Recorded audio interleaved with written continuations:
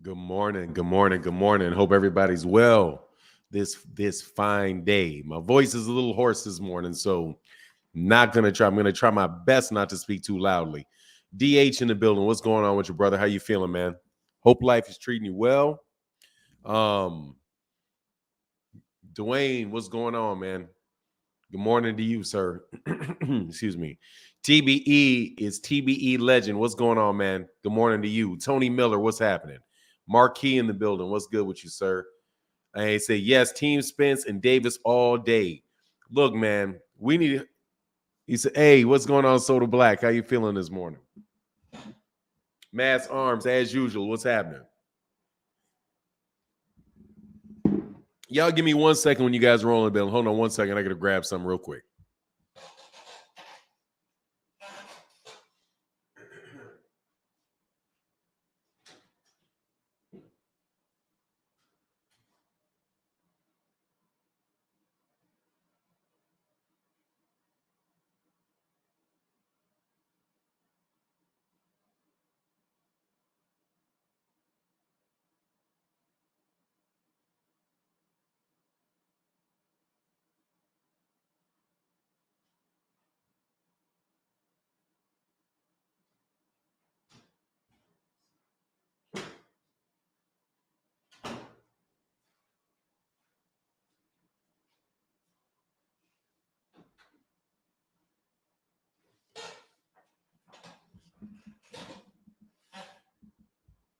All right, sorry about that.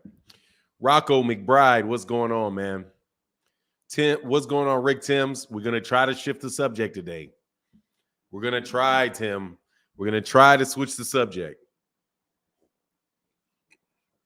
Happy holidays too to everybody. I got my happy holidays cup today. We're gonna try to switch that topic today, man. Uh Ray Yadnek said Munguia being 41-0 is criminal. What's criminal about that? I mean, he's not fight. He's whatever with Jaime Munguia. That's why I don't watch his fights, man.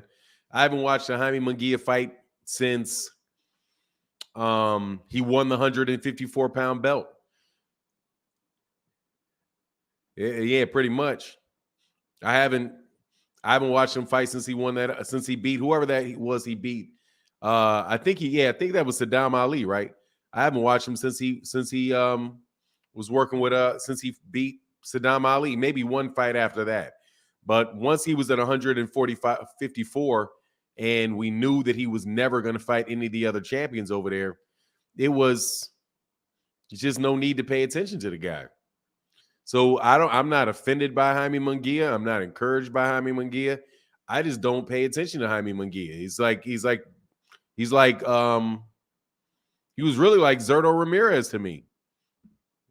Right? Just I don't know how good he is because he's always beaten somebody that he can easily beat. And yeah, he probably will get to 50-0. He'll probably get 50 and he'll probably get past 50-0. He would have been a champion. So, throw that man in the Hall of Fame.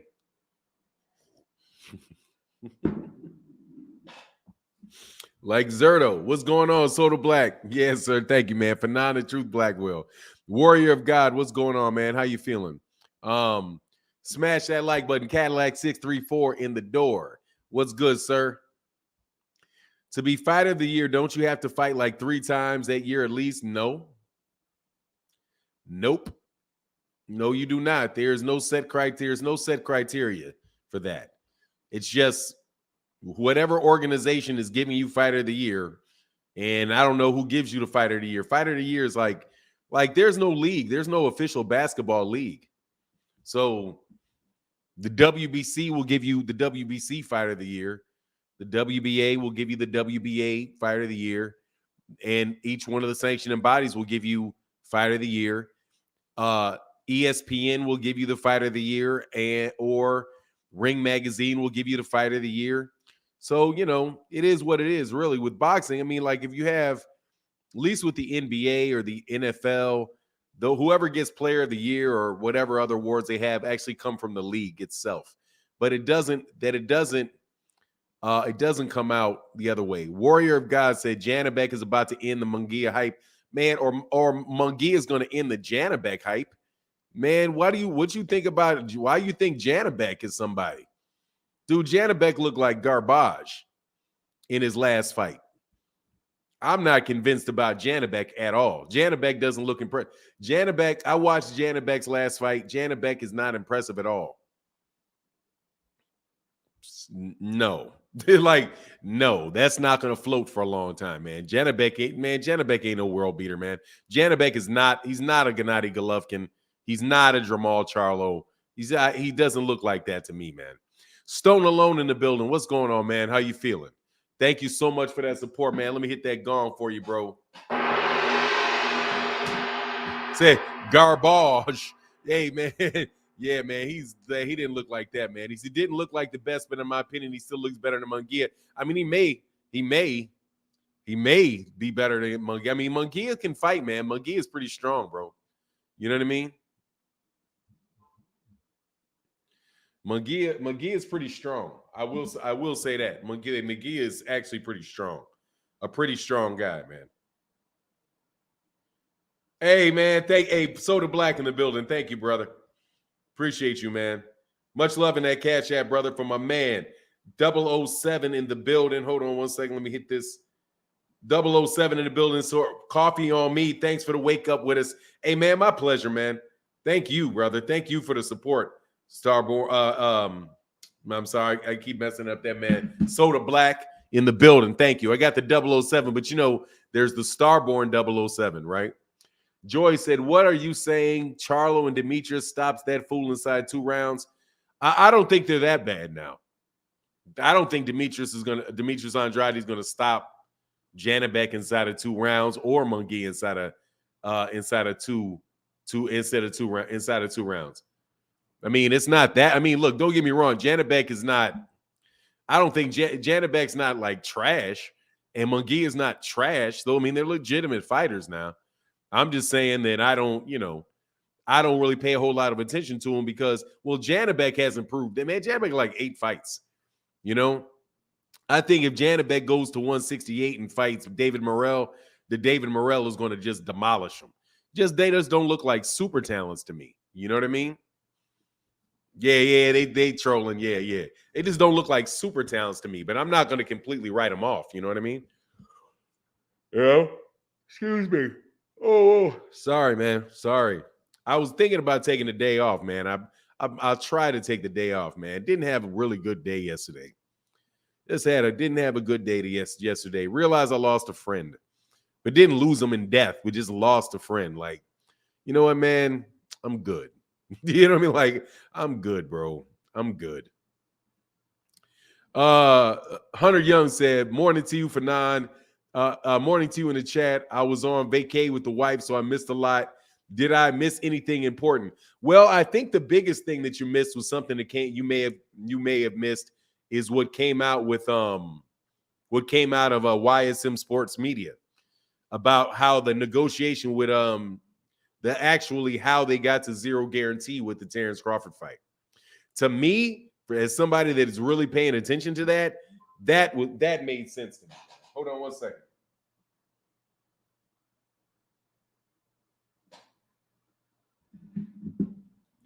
Hold on one second, brother. Yeah, that was big to me. Because I ain't gonna lie, bro. Oh, and Little Rick in the building, man. Much love, Little Rick, in the Cash App, brother. Thank you for that support, man. He said, Bud and Errol in spring 2023. Keep hope alive. Nah, that's my man. That's Rick Timms, bro. My bad. That's Rick Timms. Much love, Rick Timms. Yeah, man. We'll keep hope alive, bro. But honestly, I'm not even hoping for that. I'm hoping that he gets that. Well, actually, let me rephrase that. Yeah, I hope they play their. I hope that they play their game right. Cameron Duncan and Jaron Ennis' team play it right. If they play it right, we may definitely get an Errol Spence fight. Because if they can manage to get themselves the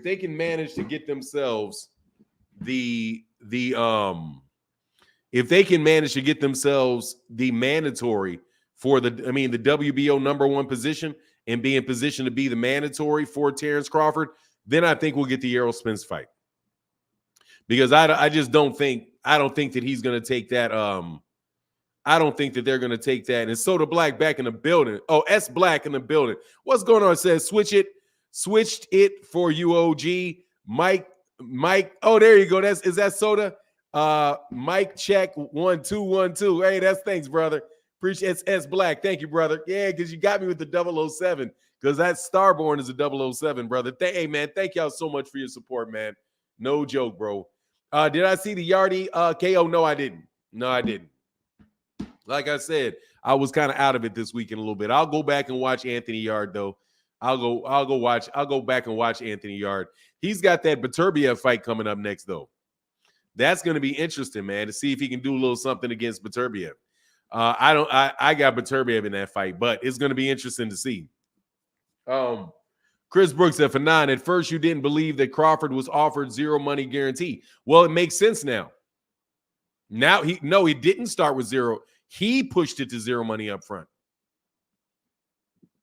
I was like, why in the world would they do? Well, how could that happen? But I know how that happened now. But no, I didn't believe it. Because I was like, how do you go from 22 million to zero money up front? Well, that explains it. You know what I mean? So no, at first I didn't, because I was like, what? And if they did, why don't you say no? That's what I said. I was like, look, man, if they offered you zero money up front, why wouldn't you just say no? Why wouldn't you just say no? But now I know why they didn't say no. Because the reason he got the zero guarantee was Bud. Because Bud turned down, but does Bud turn down the guarantee? And they went as high as they went to up to a $10 million guarantee. That man got a $10 million. He was offered a $10 million guarantee and he turned it down.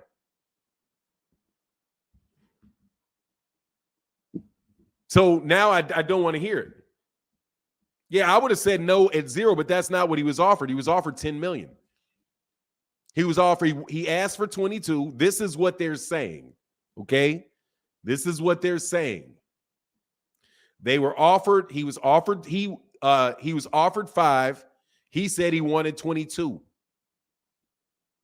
Then they went up from 5 to 8.5. He was like, no. So he said 15.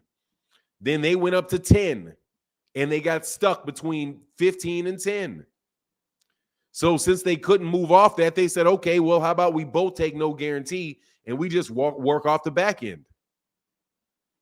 So all that talk about Bud, if this is true, Bud was saying about when do you ever get offered a guarantee, or they never offered me a guarantee, that's not true. It's not true. According to this makes sense. Because why would you go, how could you get to zero? Only if you turn down everything. And you turn down 10, it's not going to be 100, it's not going to be $1 million. If you turn down 10, it's not going to be $5 million. He said no to 8.5 million, and he said no to 10 million. If you say no to $10 million guaranteed, and with that back end, brother, you just missed out on a lot of money. Yeah, exactly. You would have got a lot. That's a $10 million guarantee. That's $10 million guarantee plus a percentage of the back end. He probably could have ended up making $20 million. Yeah, that's why it's him. Yeah. I don't know if they came out with it or not, though. I can't tell you whether they came out with it or not. That's what he said. And he said it in a manner where he was like, let me tell you what the deal is. And that dude is very, very much, he's a very fair dude. He's not on one side of it. He's not on one side or the other. So, but that's what he said. And I don't have any reason not to believe him. I've never caught that dude just willy-nilly out there making stuff up. So, but like I said, that's where I heard it. That's where I heard it. I heard it from him. And that's a guy that's out of Jaron Ennis's camp. He's not somebody, or he works out of Jaron Ennis's camp. That dude's out there in Philadelphia doing all the interviews for Jaron Ennis's team. So he's not going to be he's not in bed with Errol Spence Jr.'s camp or Errol Spence Jr.'s, Terence Crawford or Errol Spence Jr.'s camp. Yeah, absolutely. You can go to his live stream. It's on his live. I think it's his last live stream. Yeah, bro, that makes sense, man. Rick Tim said, Fanon, did you hear anything about Canelo instead of Bivol? He is considering John Ryder if he beats Parker. Yeah, yes, I did hear that he wants to take a tune-up fight because of his wrist. So he's going to come back and fight the winner like he always was going to do. John Ryder or Zach Parker. Yeah, of course. Dude, it's all he's doing, man. He's not fighting any colored people. Hey, thank you, DH. Yeah, he's not fighting any colored people, bro.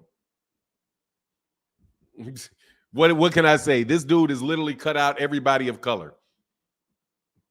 Is not fighting anybody of color. And it's like, dude, at a certain point in time, bro, screw Canelo.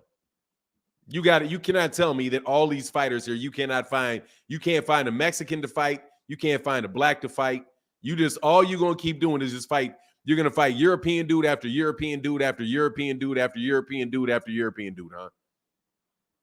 Sorry, Canelo. I can't. I got no respect for that, bro.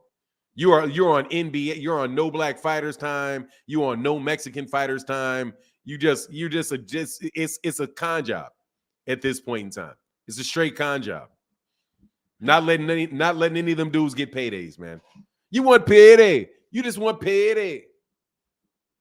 Man, go away, man. Just Canelo, go away. He fights standing on us and he goes back to Bivol. Man, go away, bro. You know what I'm saying? Just go away, man. Not trying to hear it, brother. Not trying to hear it. Fanon, have you heard anything about the fighter in the hospital? Yeah, he's out of the coma. Chris Brooks. Yeah, I heard he's out of his coma and recovering. I don't know how well I don't know where he's going to be, but he's my understanding. Well, this came from Dan Rayfield that he is out of that.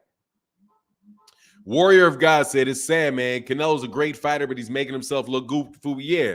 Dude, you can't be going 5 years without fighting a black fighter or a Mexican fighter. Dude, it's been like, how many years is it now? It's a lot of years now. Okay? It's been a lot of years. It's been a lot of years, bro. All right? At this point in time, brother, it's been way too many years. And I ain't trying to hear John Bowie in the Cash App, bro. He says, sponsor us. Poor broke people. Much love in that Cash App, brother. Y'all killing the Cash App today. Thank you, brother. Sponsor us. Poor, broke, and jealous folk. Good morning. Good morning to you, sir. Good morning to you. Yes, sir. Check the Cash App.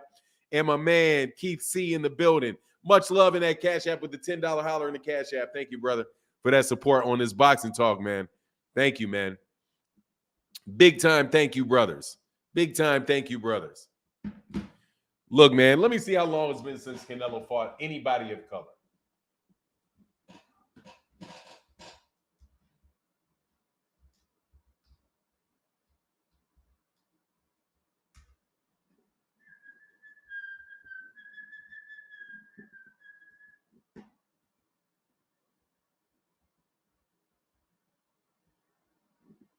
Yeah, it's been 3 years, man.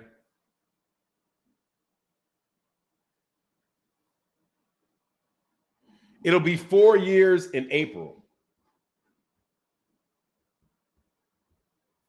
He's only fought one person of color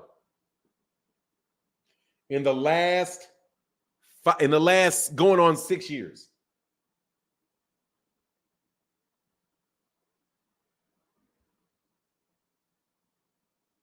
And only 2 in the last 7. One Mexican dude, one black dude. Everybody else has been a white dude. Everybody else that Canelo Alvarez has fought since 2016. Liam Smith, Gennady Golovkin, Rocky Fielding, Kovalev, Smith, Yildirim, Billy Joe Saunders, Caleb Plant, Dimitri Bivol, and Gennady Golovkin. This dude has literally only fought 2 people of color in the last 7 years. Since 2016. And the one before that was Amir Khan. Yeah, Canelo Alvarez is just, nah, man, I'm done with Canelo. Yeah, for real. Go look at it. Canelo Alvarez has fought the last 2 people that he fought of color.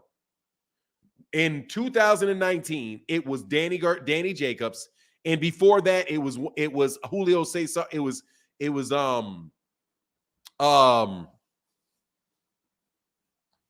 what's his name? What's the guy's name, man? God dog, man. Julio Cesar Chavez. It was Julio Cesar Chavez Jr. in the last 6 years. And something's not up with that dude, man. I'm not trying to hear it, man. I mean that, and I mean that seriously. It's at this point in time, it's absolutely ridiculous, bro. That dude is a straight up fraud. And people can say what they want. Kid the Great in that Cash App said, Cash App Blue fam. Thank you, bro. Thank you, man. Thank you so much for that support, brother. Thank you, brother. That pulls it up to a green, I think. Thank you, brother, for that support in the Cash App. Thank you, Kid the Great. And Key215 said, what up, Fanon? If the WBA ordered Stanionis versus, if they did, Virgil Ortiz, who will Boots' next opponent be? I have no idea. I have no idea who it'll be. None. We'll find out soon, though, but none. Yeah, the last time he fought a person of color was Daniel Jacobs in 2019. In May of 2019.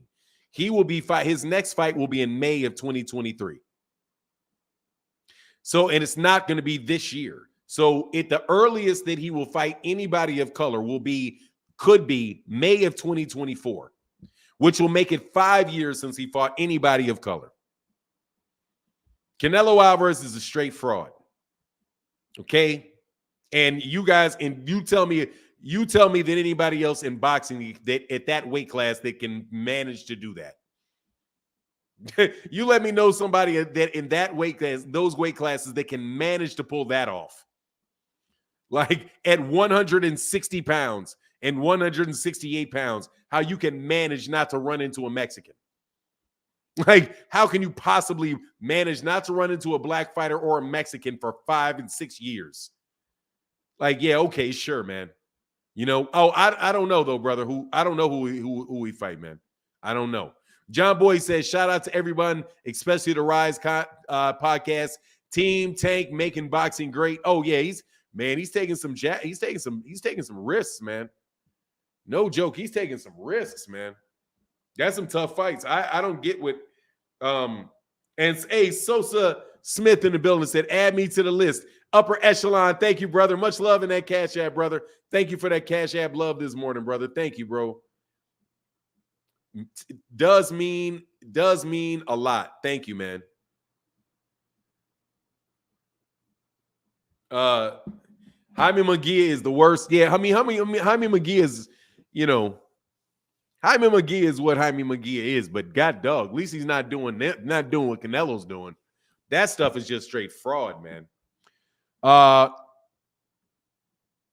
Jaime is the best boxer, 154 and 160. Yeah, you trying to join in on the troll with Terry, huh?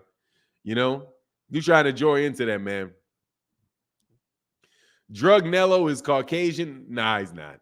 That's why he keep fighting them and putting money in their pockets. I mean, it's just trash, bro. What he's doing is garbage. What he's doing is straight garbage. There's just no way in the world that you cannot find any of them. None of them. Nobody. You can't get Charlo because it ain't like I can't name them. You know what I mean? It ain't like they're not there. There's plenty of them there, but you can't find none of them. You can't find any of them. Yeah, I saw that. WBO ordered Janabek to fight. Yeah, I'll believe it when I see it. Jaime Munguia will turn that down, bro. Man, this Cash App love today. What's going on around here, man? This is crazy. Much love in that Cash App, brother. Somebody just came through. It'll register in a second, I believe. Mr. DH in the building. Team Spence all day. Blessings to your family for now. Much love in that Cash App, brother. Thank you for that support, bro. Thank you, man. To your family for now. Thank you, bro. I appreciate it, man. Because, man, I was such in a bad mood today, man. I swear, man. It was really like, come on, man. Hey, come on, man. Like, I'm sorry, man. I just can't deal with, acidness. That shit is just ridiculous, man. You tripping, bro. Anyway, Herbert Johnson said, "What's up, Fanon? Blessings to you in the chat, aka the neighborhood. Much love in that super chat, brother. Thank you. Salute to my guys, John Bowie, Lone Star Steph, Mike K, and everyone support the best show. Thank you, brother, for that support, bro." So yeah, we ducked onto this Canelo Herbert Johnson. And I don't really like to talk about Canelo because I was a former fan of Canelo. But Canelo is absolutely the worst. Canelo is the worst. Now, Terence Crawford has done something that is really. Hey, Jacob said, bad mood, you always cool under fire. Nah, man, I had a friend of mine, man. I was like, man, I ain't talked to this dude in a long time.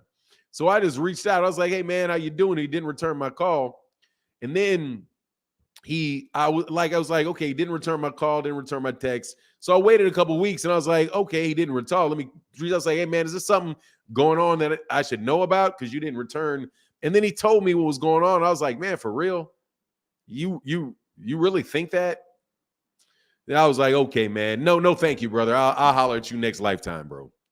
So it is what it is. I mean, yeah, man, that one right there. Rick Tim said Cash App is better than Super Chats because YouTube takes 35. They took 30%, not 35. While Cash App only takes like 2. And no, Cash App takes nothing. Rick Timms, your numbers are off. Super Chat takes 30%. And Cash App doesn't take anything. As long as you deposit it. As long as you don't deposit it immediately. And I never deposit money immediately. That is how it works. However, I actually really like Super Chats because Super Chats allow me to do this. Much love in that Super Chat, and I get to show you and everybody else the support. That means a lot to me. Just being able to see the color in the chat, brother, that means a lot to the chat. So please don't underestimate, bro. I'm not one of these dudes. I'm not gonna tell you, hey man, don't do Super Chats, do Cash Apps, because no, bro. Garrett, I mean, YouTube, I'm very appreciative of YouTube. YouTube earns their 30%, believe it. Like, I don't negotiate like Bud. I recognize, brother, that they're cutting me a very, very good deal, bro. You know what I mean? Very, very good deal. Thank you very much, YouTube. I mean it very, very much. Thank you. So man, I appreciate just that, the mechanism, the Super Chats, the super thanks on the videos. No, man, you guys keep the channel going, man, and you also encourage other people to support the channel so we can keep going because we can't do it without your support. So just understand, yeah, man, no, the Super Chats, that 30% is worth it. You know what I mean? The way that I think about it. Brother, hey, John Bowie, but the Cash App, I just thank you for all the support. John Bowie said, bro, Herbert, yes, sir, much love in the Super Chat, brother. And yes, shout out to my man, Herbert Johnson. And the guys, they really do keep the chat going. Thank you, brothers. So that's good to know, Fanon. Yeah, brother. I mean, I'm telling you, man, look, dude, you all support me in this thing that I'm really, really trying to do. And I thank you very, very much from the bottom of my heart. He said, oh, okay. Yeah, it's 30. Yeah, it's 30%. But like I said, they're providing the infrastructure for us to speak. So it's important. Their role is, their role is essential. You know what I mean? Anyway, hey, what's going on, man? Johnny Lexus said, love listening to the live chat. Chicago in the house. Much, much love. Yeah, much love to you, brother. Exactly. Yeah, yes. Super chats are inspirational because we all can see. Yeah, there's that aspect of it. So thank you, bro. He said, you wild for I don't negotiate like Bud. No, I don't. I don't think that the other side is worthless. You know what I mean? I'm not going to be negotiating on the other side while I'm not negotiating against you. You know what I mean? I'm not doing that. Like, I'm not into that. Dude, the way that he went about his business is somebody that I would just not want to deal with. You know, you just don't want to deal with people like that. If you can avoid it, you know? A Al Heyman genius. EJ agreed to one time. Al gave him Bud. Tank and Ryan with Golden Boy. They gave Stanionis to Oscar, to Ortiz and Oscar to push Bud into Boots and Spence. I mean, I don't think that's genius. I just think that that's how that works. Let's go through that. Errol, EJ agreed to one time. I don't know if he agreed to him or not. That's my question. Are they going to announce this soon? That is my question. I don't know if they've agreed to that or not. Errol can move up and wait. You know what I mean? So I know it's been ordered. I don't know if he's agreed to it. It just doesn't look like, oh, yeah, salute to Cook County. Yeah. And all my guys in DuPage County, too. EJ agreed to one time. Al gave him Bud. Tank and Ryan with Golden Boy gave them Stanionis to Oscar and to Ortiz and Oscar. Stanionis. But Stanionis isn't a PBC fighter, I don't think. I just think this stuff all kind of wound up like that. You know what I mean? Like, I just think it wound up like that. But it's going to be hard. Like I said, like people say, how is Boots going to get a shot? He's in the top 3 or top 4 of every sanctioning body. So one of these guys are going to run into him. They're going to have to run into him. And he has a buzz, a very big buzz, dude. His name is definitely growing. Everybody, you're answering questions about him from every major media outlet is bringing this guy's name up, right? So, yeah, you're not going to avoid that guy. You're not going to avoid. They're not going to be able to avoid him for long. And the thing with Stanionis, I think, is Stanionis kind of them taking the easy way out and getting a belt, so he could have a belt, which is that WBA regular belt. Because he could have waited another 6 months and petitioned to become the mandatory for Terence Crawford. But he didn't. He also could have went to the WBC. Even with the WBC, he didn't petition with the WBC to be the mandatory. He petitioned with the WBC to fight Keith Thurman. Right? So they wanted to fight Keith Thurman or they wanted to fight Stanionis. And the WBC turned them down on Keith Thurman. But they had already turned in their petition for Stanionis.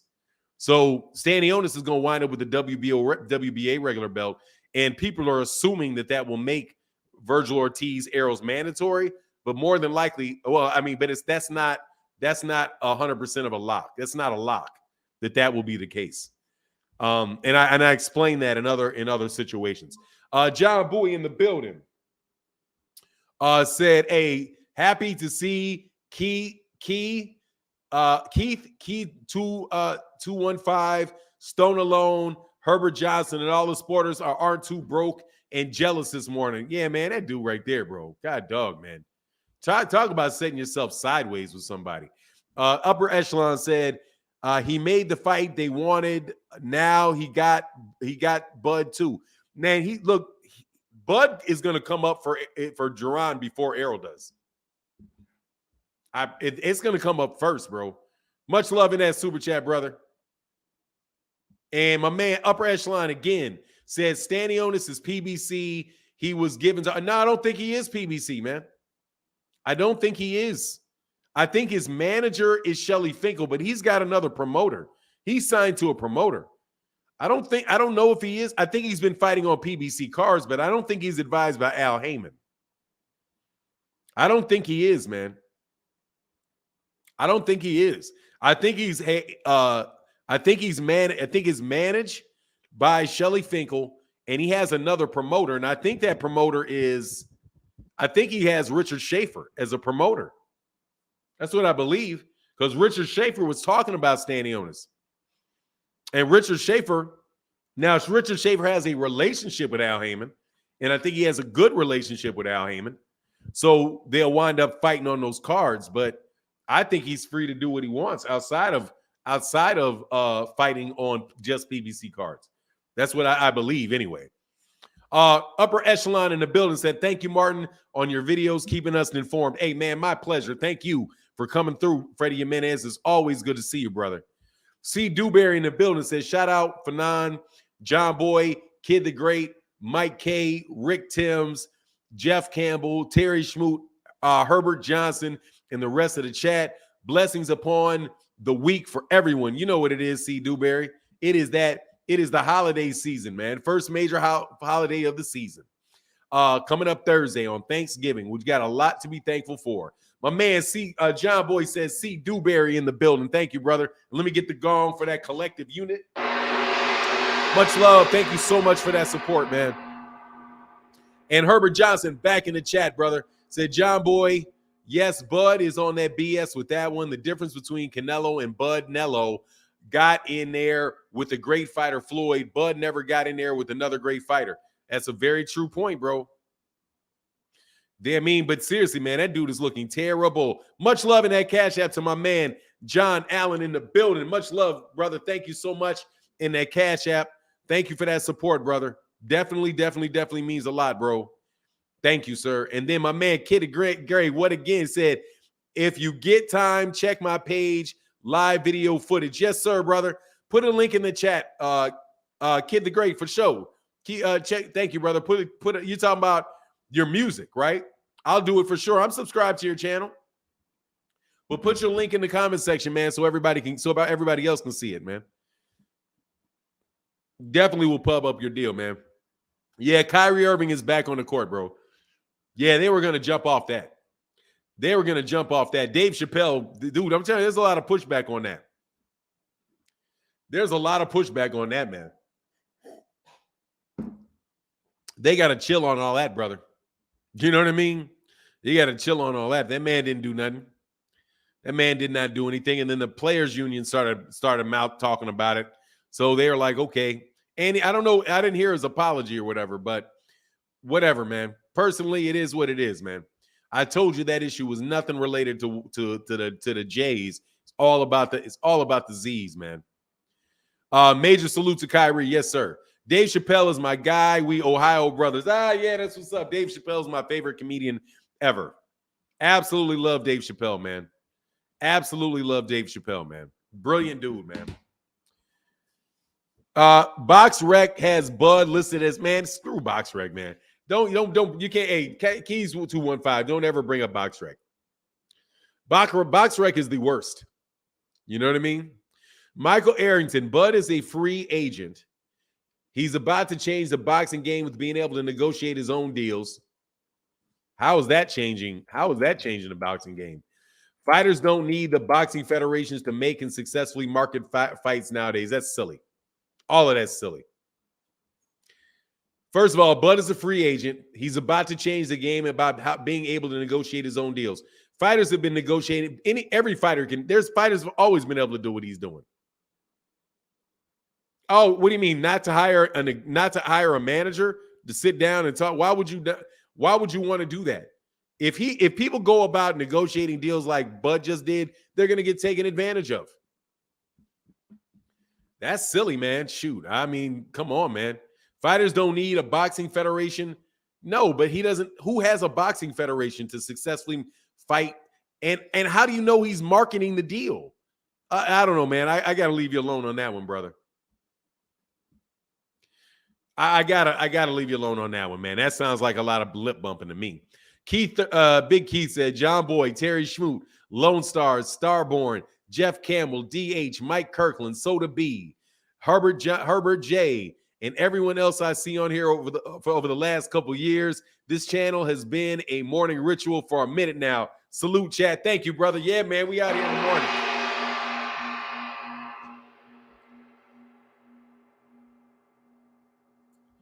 Hey, man, Timothy Stoudemire, bro. I'm trying to talk about other people, man.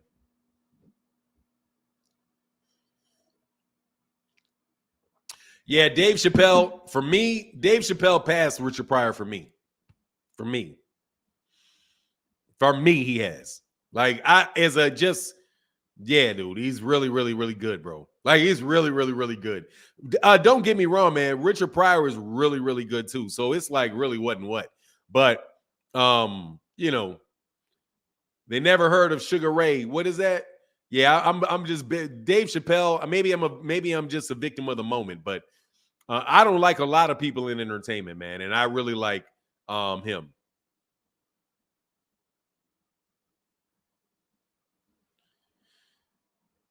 Man, whatever. He was wrong with what? I don't get it. You guys think he's wrong all he wants. Whatever to me. Whatever to me. John Boy said, for bro Timothy, yes, sir. Much love in that super chat, brother.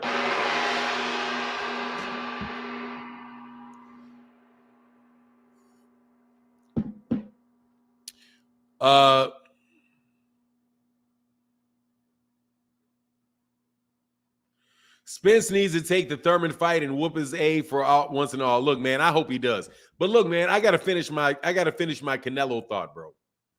Bernie Mac was excellent. Absolutely. Rest in peace to the great Bernie Mac. Absolutely. Rest in peace to the great, great Bernie Mac. Different type of comedy, though. I like the dry humor, man. I like the dry humor. I like Dave Chappelle.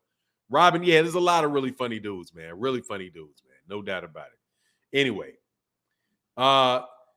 translating here, my cousin Pepito wants to know how you get all this information, Fanon. I read and listen to everything. I read the boxing news and I listen to what I watch fighter interviews and I listen to what the WBA, the WBC, the IBF, and the WBO all say. And over time, you get a real sense of what they are going to do. And I read their rules. So especially the WBC, I know their rule. I know the WBC rule book. I know the WBA rule book. I know the WBO rule book. I know the WBC rule book. And I know how they make decisions. I know where people are sitting in the rankings. And I know the job of a promoter. I know the job of a manager. I'm just very, very familiar with the operations of boxing from a fan perspective. You know, the only thing that you'll never hear me really talk about is how you train fighters, because that's well beyond. That's not. I don't even want to know that. Honestly, to me, that's the boring stuff. Like really, really, it's not. I want to say it's boring, but it's pretty boring. Like the technique of it and. I'm like not big on that. I can watch that for a little while and they're like, oh, okay, cool. But then after that, I really want to see him fight. And I don't want to be overly involved in the technique. To me, I like the politics and I like the actual fight itself. So I pay a lot of attention to boxing politics and boxing politics that have taken place over the last couple hundred years. Not just now, and there's nothing new about any of this. Nothing new about any of it. And matter of fact, you want to know who the first fighter was that broke away and really allowed himself to negotiate his own deals? It's Muhammad Ali. When Muhammad Ali got away from the Kentucky mob, and he formed 2 promotional companies that he worked with and could work with either one anytime he felt like it. And he had a manager that managed him. That's the first guy to do this. It wasn't Floyd. Muhammad Ali literally is the reason that there's a Don King Promotions and literally the reason that there's a Top Rank. He literally founded Top Rank. Bob Arum wasn't promoting him. Bob Arum was like an accountant for something that was founded by the Nation of Islam. Do you know that Top Rank was formed by the Nation of Islam? If the Honorable Elijah Muhammad had said, no, we don't want anything to do with boxing, there would be no Top Rank. They find a way to erase that from their boxing history. And they erase a lot of other things, like other ridiculously unimportant things that you guys act like are going to make history. But whatever. Joshua Grisham, what's going on, brother? Thank you for that support. Oh, man, beautiful picture with the kids, man. Said, hey, good morning, Fanon. Someone asked Bud on his Instagram how they can find his fight on a Fire Stick.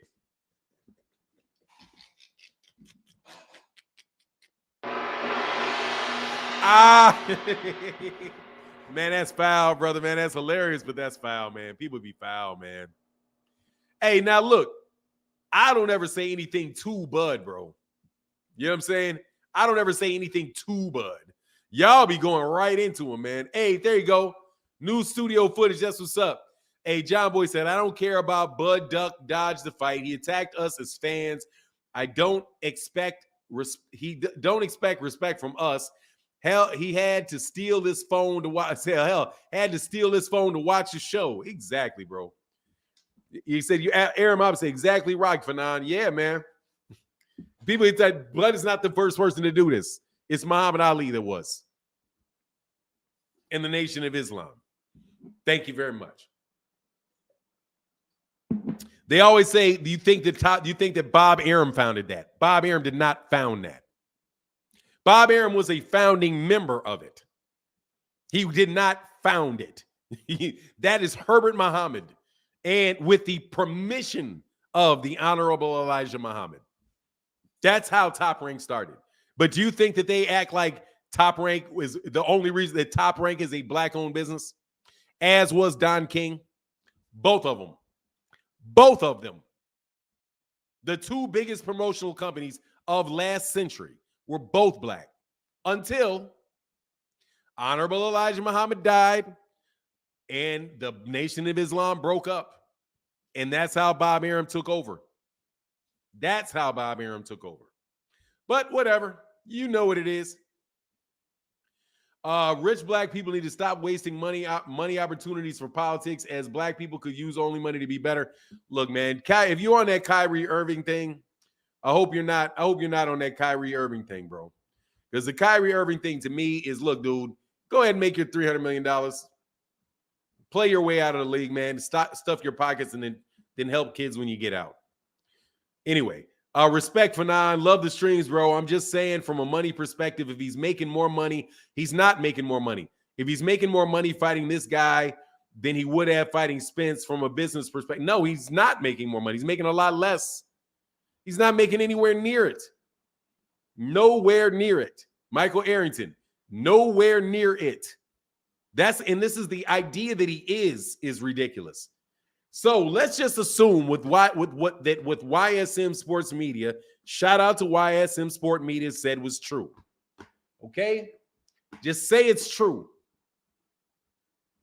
And it sounds like a lot of god doggone sense to me. Hold on one second, though. Did I miss this 20? This big orange in this mug? Did I miss this orange? Nah, it's Big Keith. I didn't miss Big Keith. Hold on one second. I'll get to it right after I get to this Tom Sawyer. I love that name. Tom Sawyer in the building said, hey, man, you got a picture of that dude, bro. I don't watch his show, man. But, hey, you shouldn't be giving Bud a pass. He's still attacking the fans and Errol, so he's fair game. Much love in that super chat, bro. Look, I'm not giving him a pass. I'm not giving him a pass. I'm just not going to get on his Instagram and say anything to the man. All right, so what did YSA do? Seriously, man, y'all need to give, like, YSM, you need to pay me some marketing funds. Okay? If you're listening to me, you need to be paying me for this marketing I be doing for you, brother. Nah, seriously, man, that dude's got I'm just joking about that. Those guys got a really good channel. I enjoy their work. And they're a very, very good source for information. Definitely. A very, very good Dr. Rashid. Yeah. Hey, Mr. Pragmatic in the building. What's going on, bro? He said, thank you for giving people the history of the Honorable Elijah Muhammad's impact on boxing, along with the GOAT, Muhammad Ali. Yes, sir, brother. People don't understand that dude. Man, that's one of the greatest black men of the 20th century. Much love in the super chat. He really is. And very rarely, very, very, very rarely ever mentioned. Very, very, very, very rarely ever mentioned. Because of the religious stuff around it. The religious stuff around it, if you don't even have to set that aside, especially with the religious stuff around it. No joke. Anyway. So look, this is what he said. Let me back up. Oh yeah, scrapbook boxing is great. That's why I have scrapbook boxing as a channel listed on my channel as a suggested channel. It's the only one I have is him. Real quick, Kid the Great said, super chat not working. C. Dewberry, John B. Much love in that cash app to my man, Kid the Great in the building. Thank you, brother. Thank you, sir. And Jared Duger said, just because some of us are broke. Hey, thank you, bro. As you know, some cats is broke. That ain't no lie. But ridiculing people that are broke, dog, that's kind of tacky, partner. You know what I'm saying? That's real tacky. And my man John Bowie back in there said, Tom, we're all broken, miserable, and jealous. We don't count. Thank God these super chats don't cost real money. You know what I mean? Much love in that super chat, brother. Thank you, bro. Yeah, man, with Elijah Muhammad, bro, I'll tell you, like, I'm not a Muslim, but I can look objectively and tell you some people that have had real impacts in communities that people don't want to talk about. You know what I mean? Really. They have had major impact. But anyway, so let me go back to what was said. So this is what was said, that they started that I don't know what offer came first. I don't know what offer came first, but this point started with $5 million from Showtime. That was the guarantee, because actually that's the starting point, because Showtime was the one that made the offer, or the PBC made the offer. So I know what the starting point is. I don't even know why I said that. Yeah, Elijah Muhammad, great dude, gigantic man.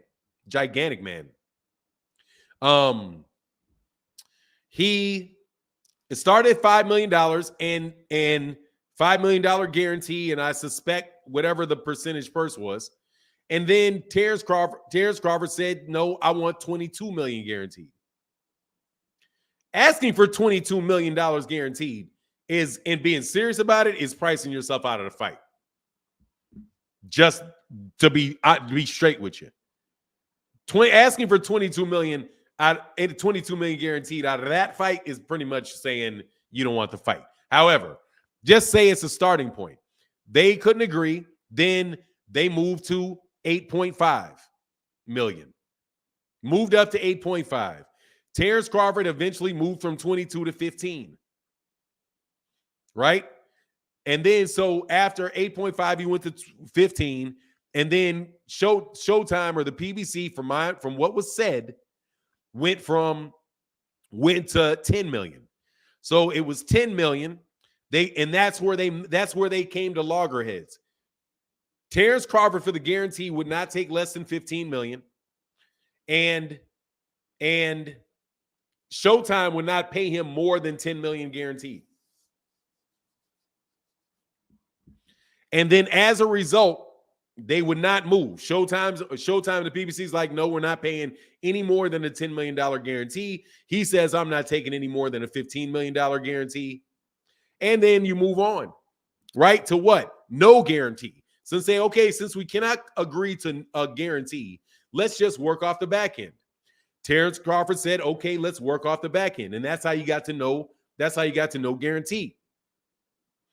Right? So if you're not willing to accept $10 million, a $10 million guarantee, and they move off of any type of guarantee because nobody will budge, you cannot be out there saying that they never offered you a guarantee.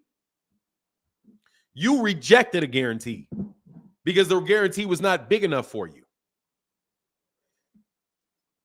Once again, if what YSM Sport Media said is true, and you got to put the if. However, it's the only thing that makes sense, because you know from Steven Espinosa's mouth that they had been talking about a guarantee, because they said they're asking for a lot of money. That's what Steven Espinosa said. And we got to come to something that's more reasonable. And they've given everybody else a guarantee. So why would they just for him and him alone not ever talk about a guarantee? But let's talk about this, though. So let's now move on to why there's no way he's getting more money for advancing.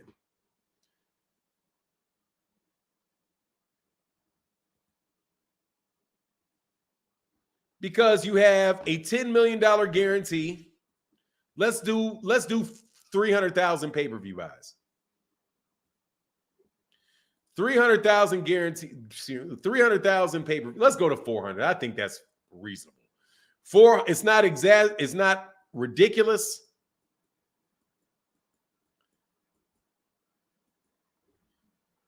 It's attainable. It's attainable and it's not ridiculous. Times $80.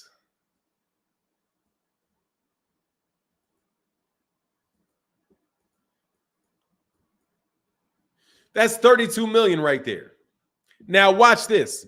If they do 32 million, say they do 400,000 pay-per-views.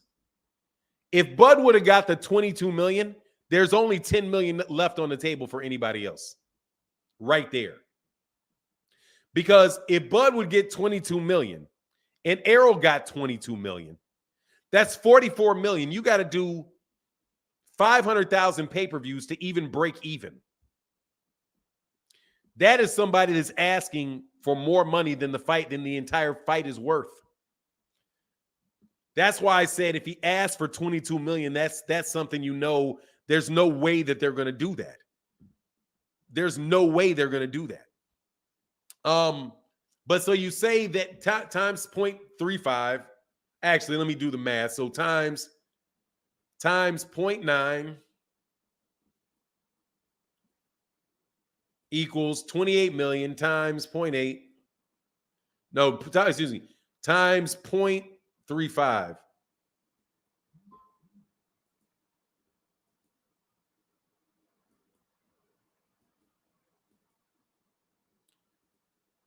That's an extra 10 million. He would have got 20 million. He would have walked away with $20 million. Now, more than likely, they would have had to cover costs out of that. But and so that's $10 million. He would have wound up making $20 million. There wouldn't have been enough money to pay. I mean, and that's a lot of money. They were taking a bath on that. They were probably going to take a bath on that. But then you got the gate. But you get the gate. Yeah, that's still, they had to be betting it would do like 600,000 pay-per-views, even to get him to 10 million. And he said no to that. Last time I seen a public negotiation was Elon on Twitter. Homeboy lost 40 billion. Oh yeah, because he had to turn around. He had to buy it, man. And my man Kid the Great said, "We still broke." Oh, I forgot. My bad. Yeah, we still broke. Much love in that super chat, brother. Thank you for that support, bro. Huge thank you for the blues, man. Y'all coming in like chat. And my man Cadillac 634 in the dough, bro. He said, thanks, but a video dedication. Oh, thanks, but a video dedication from a broke person. Yeah, bro. You saw it? Hey, man, yeah, I dedicated that video to you, Cadillac 634 in the dough. Hey, man, I appreciate you, brother. Yeah, bro. Yeah, man. And like I said, dude, you didn't have to give any money for me to dedicate the video to you, brother. I just appreciate y'all being involved in a conversation, man. Really, really do, man. Hey, man, let me check these likes because some of y'all real whack with the likes, man. Y'all whack with the likes, man. We got 532 people in the building. We got 251 likes, man. I know y'all can do that, man. He said, "What's up, Fanon? Everybody knows that Bud ducked the truth." It is. I mean. Look, it is what it is. It makes sense. He took that last guarantee, ran to BLK Prime, then said they were getting that and lied saying Showtime didn't give one. If he turned one down, like, and then said he accepted all of the terms, and then, but guess what? Walked away because he had already negotiated a guarantee with somebody else. It just brings to light that he was not going to fight Errol Spence for less than $15 million guarantee and a cut of the back end, which means if he's looking for that, he's never going to fight Errol. No joke. What is that? 15 million plus 35% of the back end. 15 million. If he gets 15 million guaranteed, what is Errol going to have to get? You're going to have to pay Errol $15 million. At least. He gets 15, Errol gets 15. That's 30 off the bat. That's 30 off the bat. Which means that they are going to have to sell at least 700,000 pay-per-views, 800,000 pay-per-views, even to break even with your boy Bud. Like, it's crazy, man. It's crazy. Hey, man, that's huge, bro. That's huge. Slick Skip in the building. By the way, brother, I definitely dedicated a video to you. Can't remember which one it was specifically, but just so you know, brother, I appreciate you because you come in with that red, bro. Much love in that red, bro. Thank you for that support, bro. Thank you for allowing us to continue to chop it up and talk this boxing, brother. Thank you, man. Thank you. And my man Tommy Smith in the building, back in the chat with that love. Thank you, Tammy. Much love in that super chat. Thank you, Tammy Smith. Means a lot. Thank you, thank you, thank you. Superman, my first point of reference here is the good morning, and then hit the like button. Yes, sir. Yes, sir. You know what it is. Absolutely, man. Hit that like button. It's important, man. Thank you for the participation. But look, let's shift back to Canelo for a second because I really didn't get to finish that conversation. Oh, AJ Starr. Sorry. If Bud would have gotten it, at least $10 million by the PBC. That would mean 65-30 split. Spence would make $19 million to Bud's $9 million. $25 million a piece still sounds like more for Spence. Look, it's not more for Spence. Oh, it's not more from Spence because that's math doesn't work. The percentage split is not associated with the guarantee. The percentage split is associated with the pay-per-view. You get a percentage split of the pay-per-view. Now, the only time that I know of that it relates to the guarantees is if you go to a purse bid, at which point in time there would be a 75-25 split or whatever for whoever bid and won the fight and agreed to pay a purse. You get 75% of the purse or 25% of the purse in a purse bid. But when you're negotiating a fight, my understanding is, okay, it's my understanding, is that it's not related to it. When you're talking about 60-40, you're talking about the pay-per-view is what you're talking about, unless it goes to a purse bid. At least that's my understanding. Hey, Fanon, I'm about to do what you saw me do while waiting backstage for you to pull up on the live stream. Oh, yeah. Yeah, man, I be catching y'all, bro. Y'all be up there. That's what it is, though. Do you, brother? Do hey, man, do it right for me, brother. Do it right for me. I cannot participate. I can no longer participate in the venture. Mark Mitchell said Floyd took less to be TBE. Devin went to Australia. He didn't take less. Devin did not take less. Did not. That's not true. But he did go to Australia. He did not take a pay cut for that fight. Bud, in order for you to be the best, it comes with sacrificing. At least that's what Leonard Ellerby said. Hey, Barbara D in the building. Much love in that super chat. Wow, thank you so much, man. To Martin in the chat, this is why I love the channel. You brothers keep me informed and educated. I may not always support the super chat like Martin. And I will keep supporting through membership and getting the likes up. Barbara D, any type of support is wonderful. Thank you, sister, very, very, very, very, very, very, very much for your support. It is greatly, greatly appreciated. You definitely keep it rocking in the chat. Yeah. And even Timothy Stoudemire does, who's sitting here taking this L. But we got certain Bud fans that take their L in style. Starborn 007, he takes this. He comes around every once in a while. But anyway, I wanted to get back real. Oh, you're retired? Oh, beautiful for you. I'm trying to be retired. I don't get no pension, but I'm definitely trying to be retired. I can't stress my dome anymore. I cannot do it. You know what I'm saying? That's why I do not take days off. I knew my retirement was going to be work. So I cannot take the stress on my dome anymore. Cannot do it. Fanon, I enjoyed your commentary on Spence versus Thurman. You're fair. I try to be. I try to be. Oh, you've been for 3 years now? Okay, that's what's up. That's what's up. Congratulations. Congratulations. Yeah, I try to be fair. I like Keith Thurman. Keith Thurman, you know, it is what it is. He ducked at one point, but it is what it is. I say I love these free troll moments. Yeah, you know what it is. But look, I just want to get back on that Canelo topic for a second. Yeah, because people will say, man, don't compare Terence to Canelo, and I think that's fair. Canelo Alvarez to not fight a person of color is going to go, dude. He's not fought a Mexican fighter, and it's going to go on 5 years. He's fought one black fighter in the last 6 years. Dude, that is James Kirkland. And they were since 2015. Yeah, it will go on 10 years. Oh my God.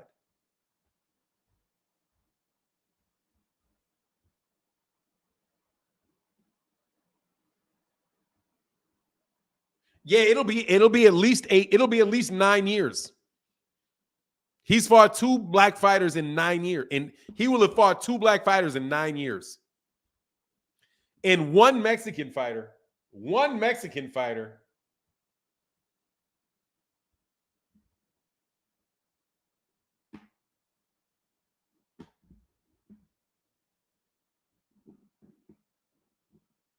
in 10 years.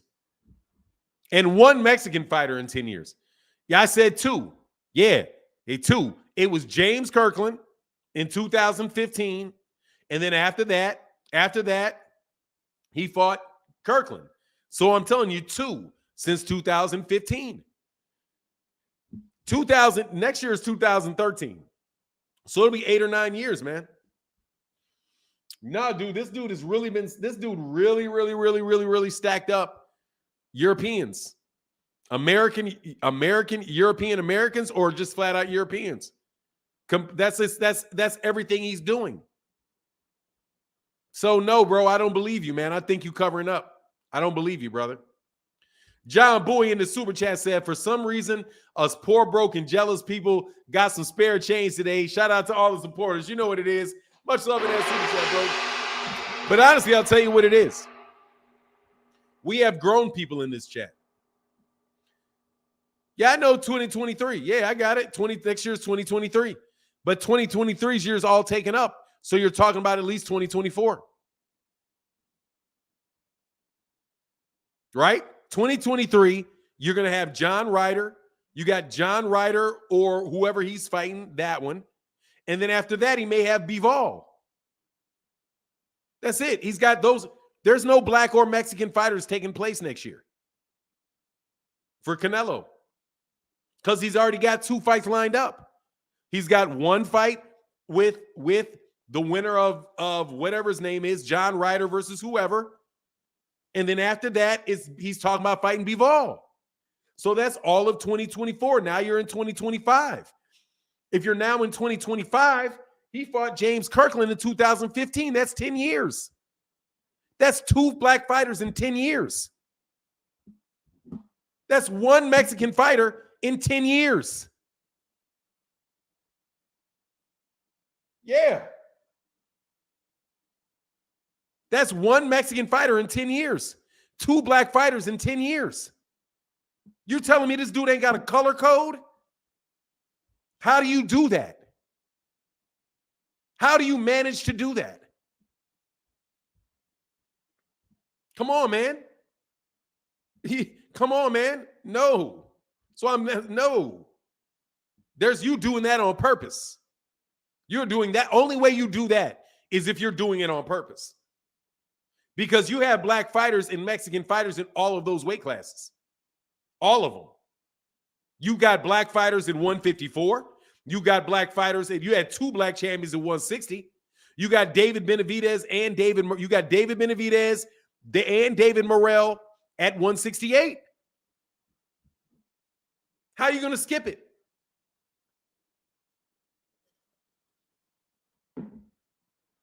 Maybe not 175. Go ahead and fight Beterbiev, though. Mr. J, good morning, Phenom. I'm a big fun Bud fan, but I'm not ready to take my L yet. You know how you took that L, bro. Mr. J in the building, you know what it is. You got to take that L. You Bud fans lost. Your boy ducked. And maybe that's the way that I will phrase this. I'm sorry. Terence Crawford or anybody associated with Terence Crawford, please don't listen to this right now. I'm only talking to Bud fans. Your boy, you lost because your boy ducked out. You lost. You should lose all bets you had out there. You should lose all bets that you have out there. Say that's real bad. Yeah, he's got a code. Obviously he does. How do you do that? How do you do that? How?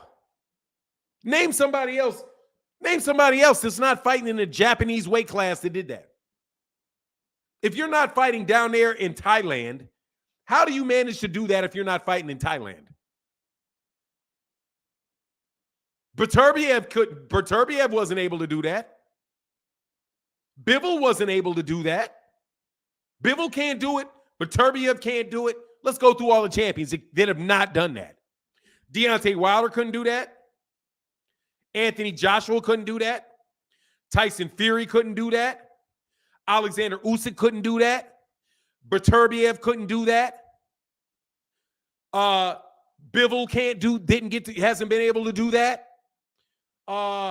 Caleb Plant wasn't able to do that. David Benavidez wasn't able to do that. I don't even know if Billy Joe Saunders was able to do that.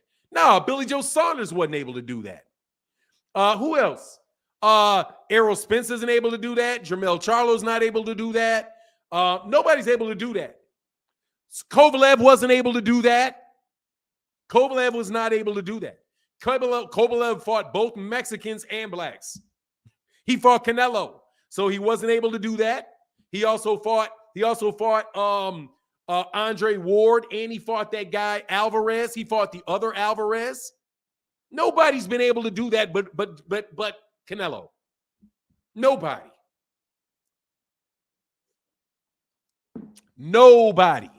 But Canelo can manage to do that, bro. You have to do that on purpose. I'm sorry, brother. You have to do that on purpose. There's no way you can. How do you do it? With people all around you in the rankings.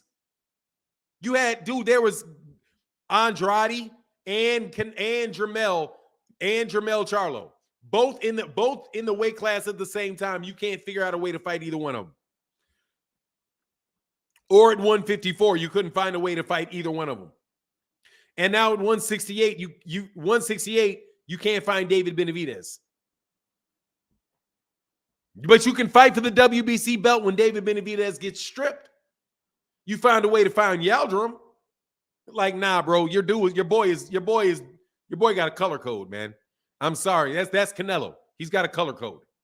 And I'm gonna believe he got a color code till he breaks it. And Makabu, I'll take Makabu. Prove me wrong, go up to cruiserweight and fight Makabu. Crunk Juice said, hey, sub for 9. BLK made a terrible decision with Bud. Top Rank lost money with him. He's not a draw, and he's turned off fans by calling him broke. Dude, I don't even get what they're doing with that, man. I don't know what reaction they thought they were going to get for that one. And I mean it. I don't even understand it. What do you think you were going to get with that? Much love in that super chat, bro. Yeah, that's. I got some other observations about that too. I got some other observations about BLK Prime too, but I'm going to hold them for a while. I'm going to hold those for a while. I'm going to hold them for a while. I'm going to keep watching. I'm going to keep looking. But trust me, I'm seeing something. I see something over there. Like, real? That's interesting. That's interesting. Carlo V said, if Bud beats Bivol, if Canelo beats Bivol, and then fights and beats Benavidez without the juice, he'll earn my respect back. Yeah, if he beats Bivol, sure. If he beats Benavidez without the juice, yeah, if he beats those two guys, yeah, I will be like, cool. I'll be like, cool, but still, we'll see. He's not going to fight Benavidez, bro. He all but said he's not going to fight Benavidez. Oh, but I guess you get special privileges when you're the face of boxing. Look, man, when you got the zone trying to push you on the European fighters, a European channel, you fight a bunch of European fighters.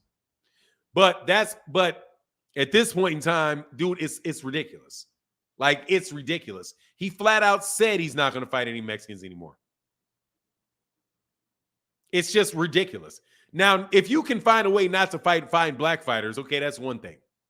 But if you can find a way not to fight Mexican fighters, how? Dude, there's a zillion Mexican fighters. There's a million of them. How can you not fight any of them? Like, stop that, man. Stop that. I don't know about Benavidez beating Planto. I do. Man, look, dude, I'll be shocked if he beats David Benavidez. Dude, David Benavidez is a monster, man. David Benavidez is a monster. I'm just impressed that David Benavidez is still at that weight class. But I'm happy they're making that fight because at least everybody's moving on, man. Moving on from these prima donnas, bro. The Budnello. You know what I mean? The Budnello syndrome, bro. My legacy guys. The guys in boxing that are already thinking about their legacy and are only doing things the guys that already convinced that their legacy is whole. That's my legacy is complete. My legacy is complete. Those guys. Rick Timms, Benavidez is going to crush Plant. He has Canelo as a prize. He won't blow. Yeah, Benavidez is the truth, bro. Like, but yeah, Bud Nello, bro. I'm wrapping both them dudes up because they keep talking about Bud Nello keep talking about keep talking about how their career is set. There are guys that are retired but don't want to be, but guys that are retired but not retired at the same time. I'm fighting for things that are going to make history. Yeah, okay. You know what I'm saying? Yeah. Yeah. I give that a big ass yeah. Yeah. I'm all right with that, bro. I don't need your history. I need some present. You know what I'm saying? I need some present. It's not going to do me any. Hey, man, much love in that Cash App to my man. Cedric Warren says, shout out Fanon, repping Mississippi, Team Big Fish. Much love in that Cash App, brother. Thank you for that support, bro. That is big, big, big, big, big. Thank you, brother. Like my man Byrne used to say, you got to get big, big, big, big, big. Much love. And my man, Soda Black in the building in that Cash App, brother. Thank you for that support. Said, if Bud is a Hall of Fame, is Jermell Hall of Fame? I believe Jermell Charlo is better. Yeah. He definitely is. Definitely is. Positively, absolutely. Absolutely. If Terence Crawford is Hall of Fame, Jermell Charlo is in Hall of Fame. Without a doubt. Kid the Great in the building.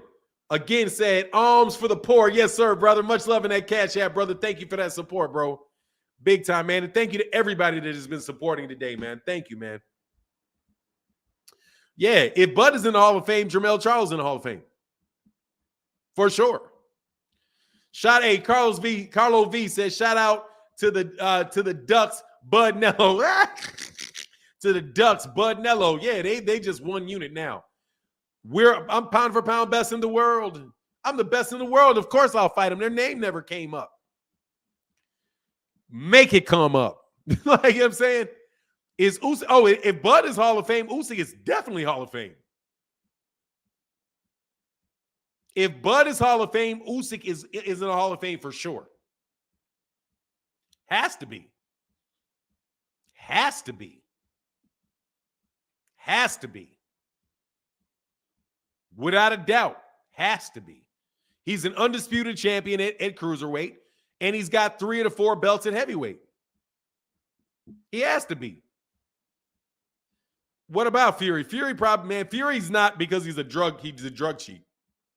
So we'll see what they do with Tyson Fury. More than likely, they'll let Tyson Fury in, but not for me. Because Tyson Fury is a drug cheat. And that's to all you clowns that think you were really big on Glovegate. Dude, I said that floppy glove flipping all over the place looked funny to me. And it does. Still looks funny to me. But his performance-enhancing drug test before the Klitschko fight is why I call him a cheater. Just so you know. I was on Chicken Talk and so badly wanted to get his dude to smoke. But this commentator, one of the moderators for Chicken Talk, wouldn't let me answer it. I'm like, hold on, bro. You just let this man make an accusation about me, but you're not going to let me defend it? You're just going to jump off it and not let me answer the question? I was really pissed off about that, bro. Anyway, but it is what it is. Timothy Stoudemire said, I agree, no drug cheats are Hall of Fame worthy. No joke, bro. So for me, he's not. But the question that you bring, the other ones that you brought up are very, very solid. That's very, very solid to what you brought up, which is that, yeah, if Canelo is if Terence Crawford is in the Hall of Fame, you got to put Jermell in there. I think Jermell beat more champions.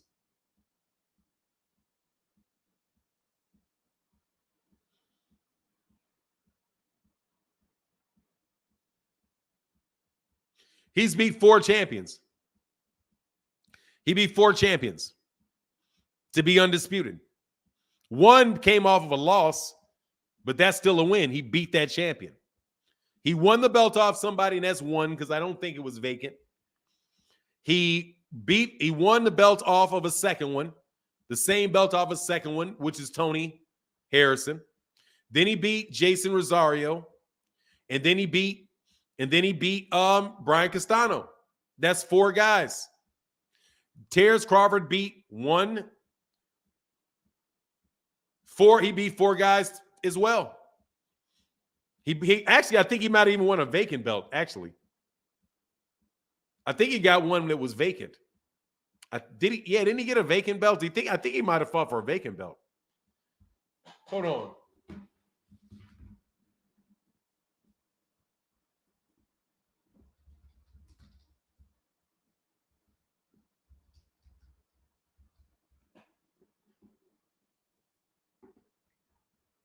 Let's go. Let's see.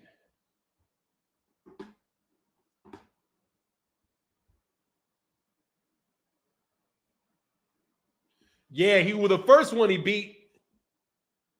He beat Thomas Delorme for a vacant belt, so that's not a champion. He beat Victor Postol to unify it, so that's 1.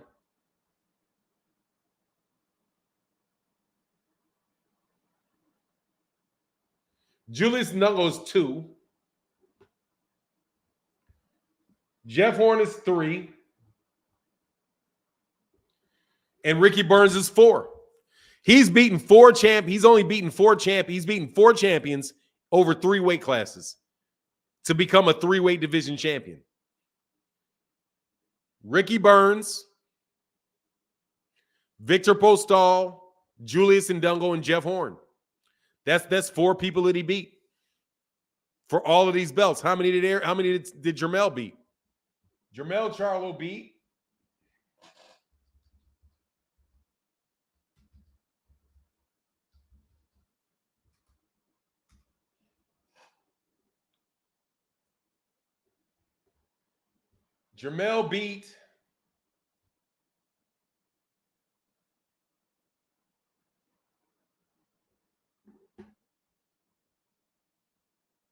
Actually, nope, because it was a vacant.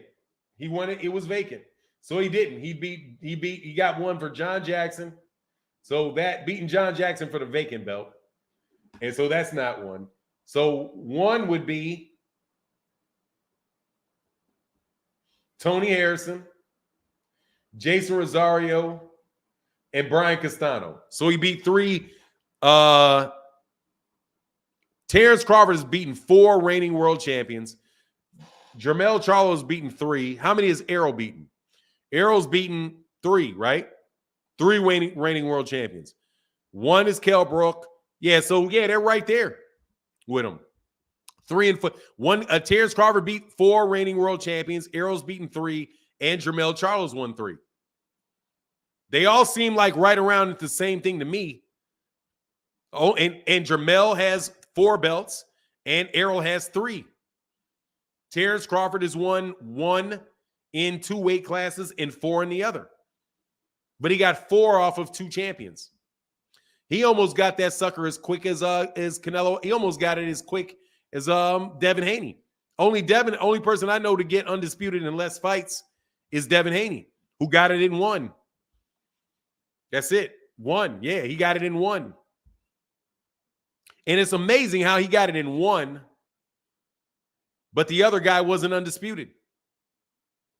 Isn't that funny? How that worked? How Devin got it in 1?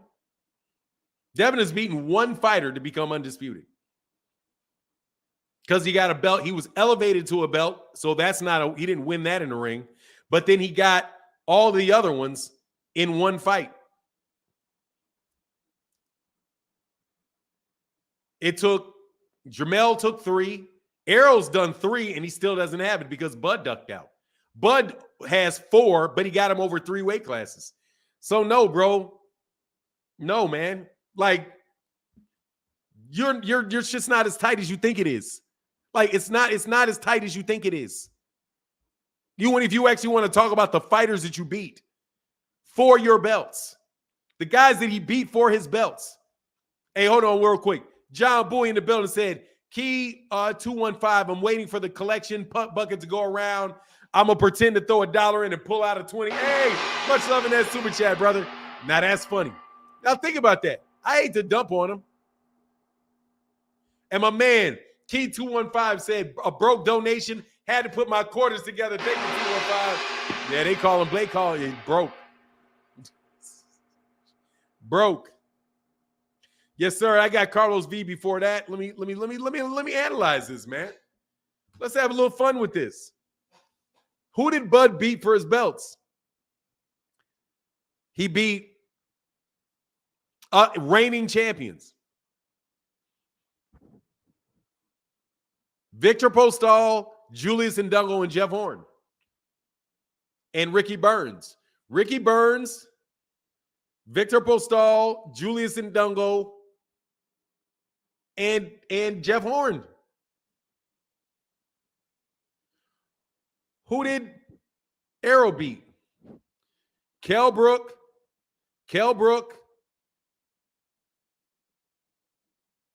Sean Porter, and Yordanis Ugas. And who did Jermell beat? Jermell beat Brian Castano, Tony Harrison, and Jason Rosario.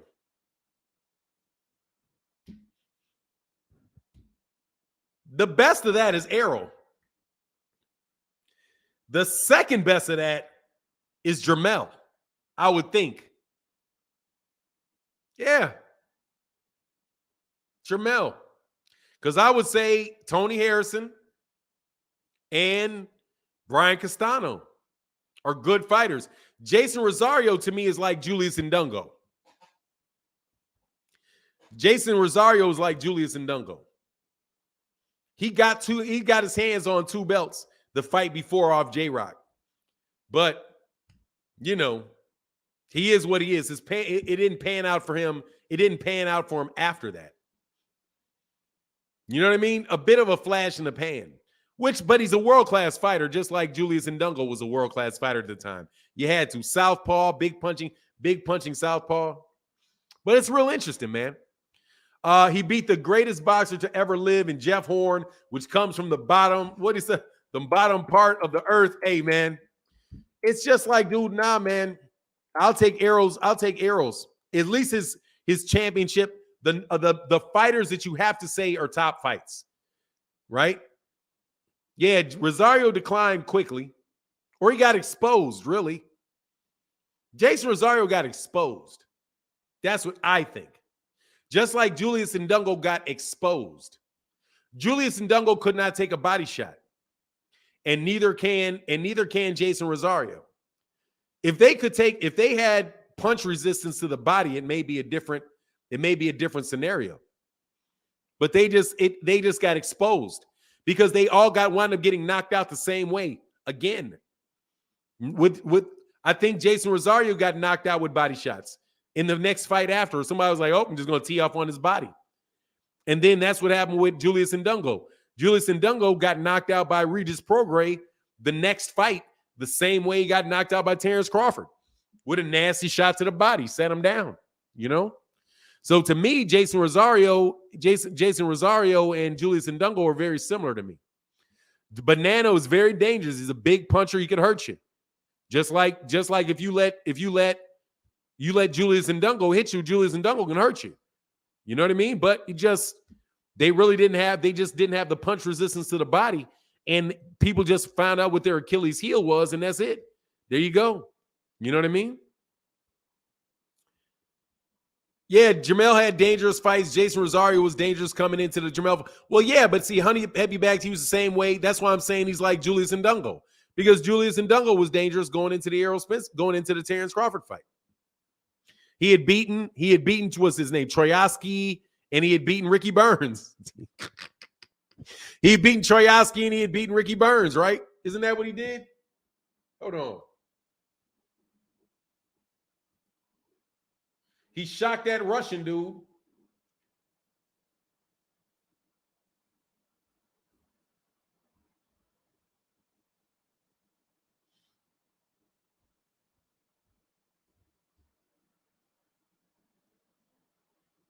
Yeah, that's tough right there, bro. Yeah, he had...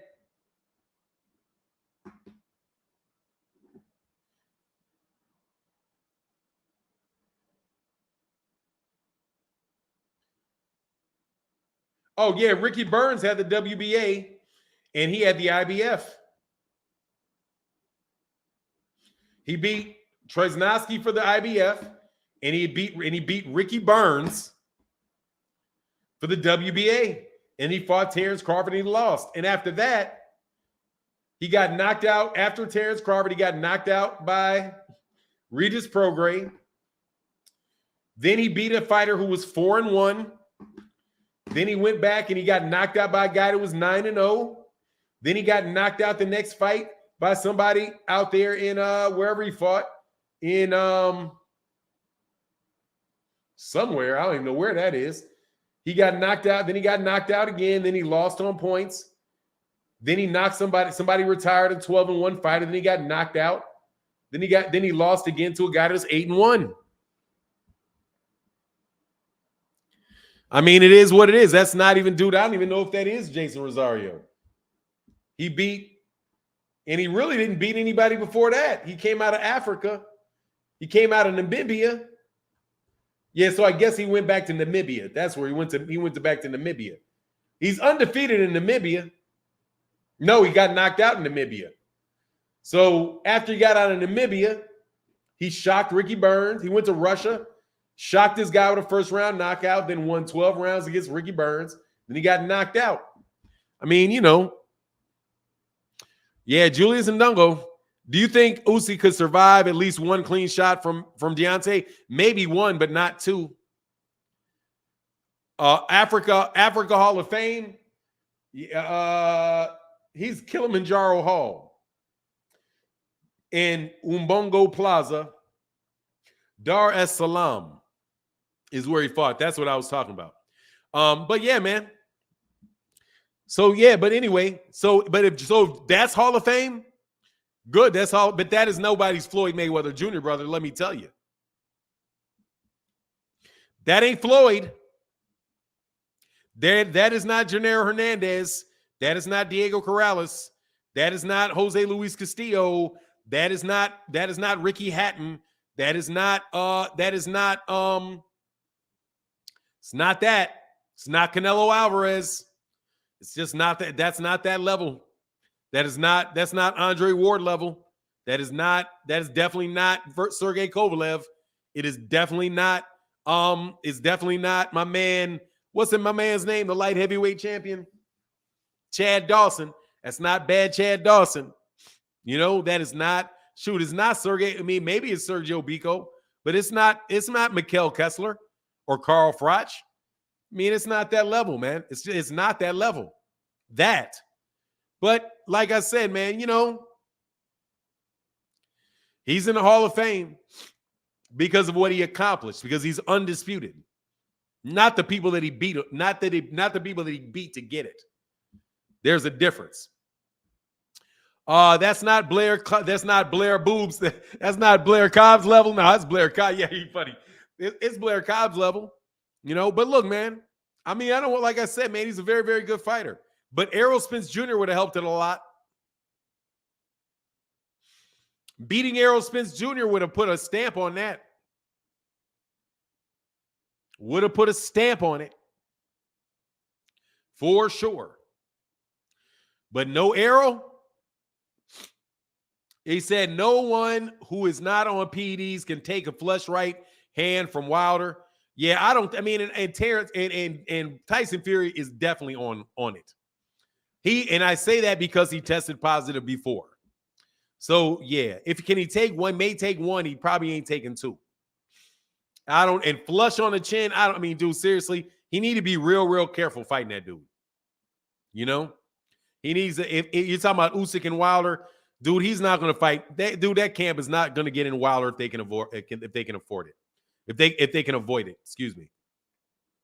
A lot of great fighters have taken losses because they were near at the end of their career. Yeah, a lot of great fighters have taken losses in the middle of their career. I don't think that there's anything wrong with a loss, especially if you come back, fight him, and you win. It's just one fight, bro. It's one fight. It's one fight. Especially if you come back and you fight the guy again. Heavy Bag, a.k.a. Heavy, said, Jermell put out the blueprint on Rosario. That's why Rosario wasn't the same after he fought. Jermell Yeah, man, he sent him off with the body punch.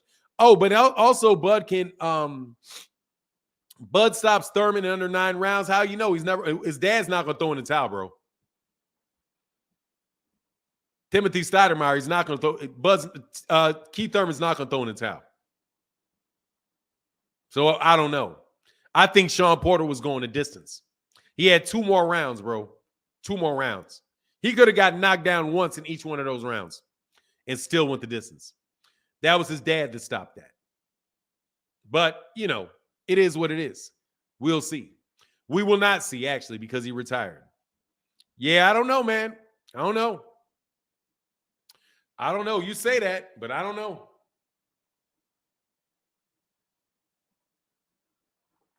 You acting like he didn't beat Brook and Porter more impressively than Spence. He didn't. He didn't. He didn't beat Brook more impressively than Spence did. Brook was a tomato can at that point in time. What? To Brook, how many years after that did that happen?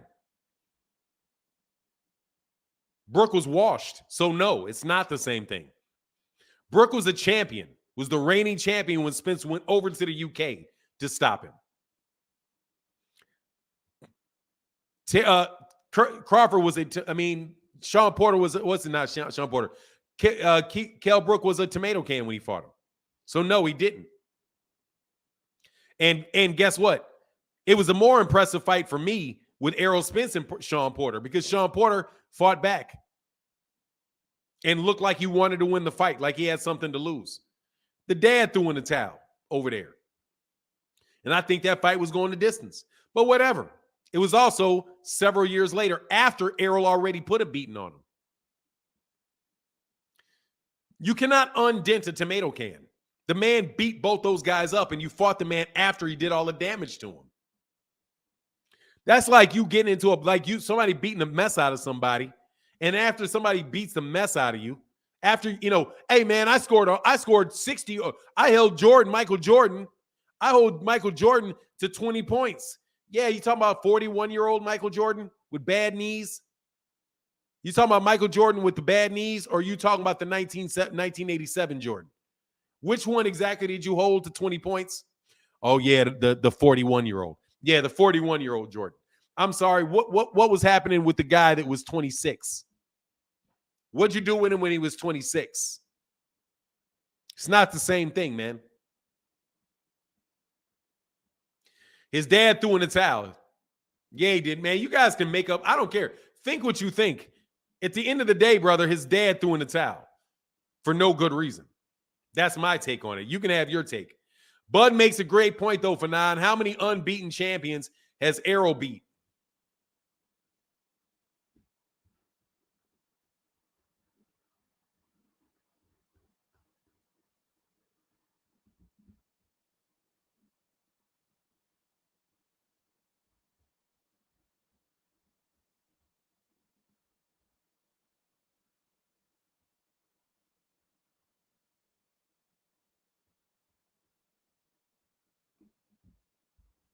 Are you serious? Are you serious? That's more gameplay. That I know I already knew the answer to that. But that's silly. So it's Julius Ndungo is the undisputed champion you're talking about. You're talking about Victor Postol, Julius Ndungo, and Rick Horn and Jeff Horn. Those are the undefeated champions you're talking about. Those guys. Seriously, man, I don't even want to get into it. You guys are dishonest with that crap.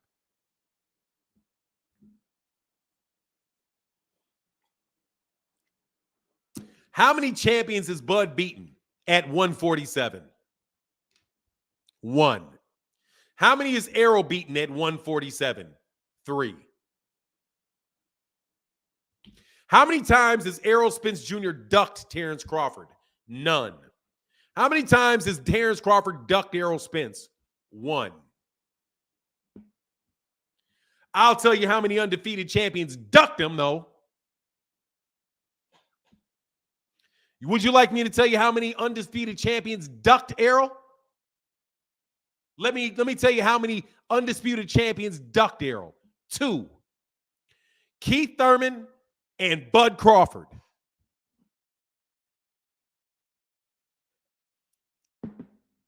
How many undefeated champions ducked Terence Crawford? None.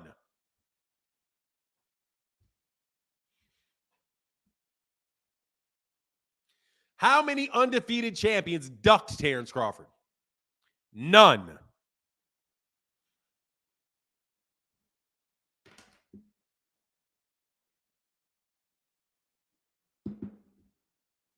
How many undefeated champions ducked Errol Spence? 2. Thurman and Bud both ducked him. So how are you going to be a dude that just ducked him talking about what he didn't do? The only reason he didn't do it is because you ducked him. The only reason he didn't get to fight an undisputed champion is because you ducked him.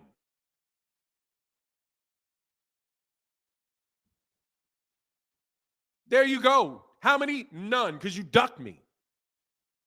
I was in line to fight Errol Spence. I was in line to fight Keith Thurman. Keith Thurman wouldn't fight me. He ducked me. I would have loved to fight Julius Ndungo. I would have loved to fight Ricky Burns. Nah, Ricky Burns wasn't undefeated. Oh, I would have loved to fight Jeff Horn, but guess what? Jeff Horn ducked him. Jeff Horn ducked him. Matter of fact, 3 of them ducked him. Because guess who else ducked him? Jeff Horn, who was going to be his mandatory and decided to go over there to the WBA and get away from Errol Spence. So that's 3 undefeated champions ducked him. Bud, Thurman, and Horn. All 3 of them went to look for somebody else. Amazing. You know who else didn't get to beat an undefeated champion? Guess who else didn't get to beat an undefeated champion?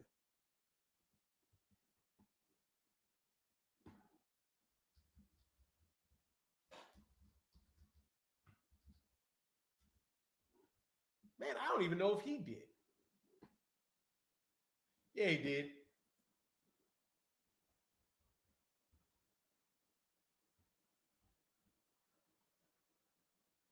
Nope. Deontay Wilder didn't get to beat an undefeated champion either. Because the undefeated champion, whose name was Anthony Joshua, ducked him.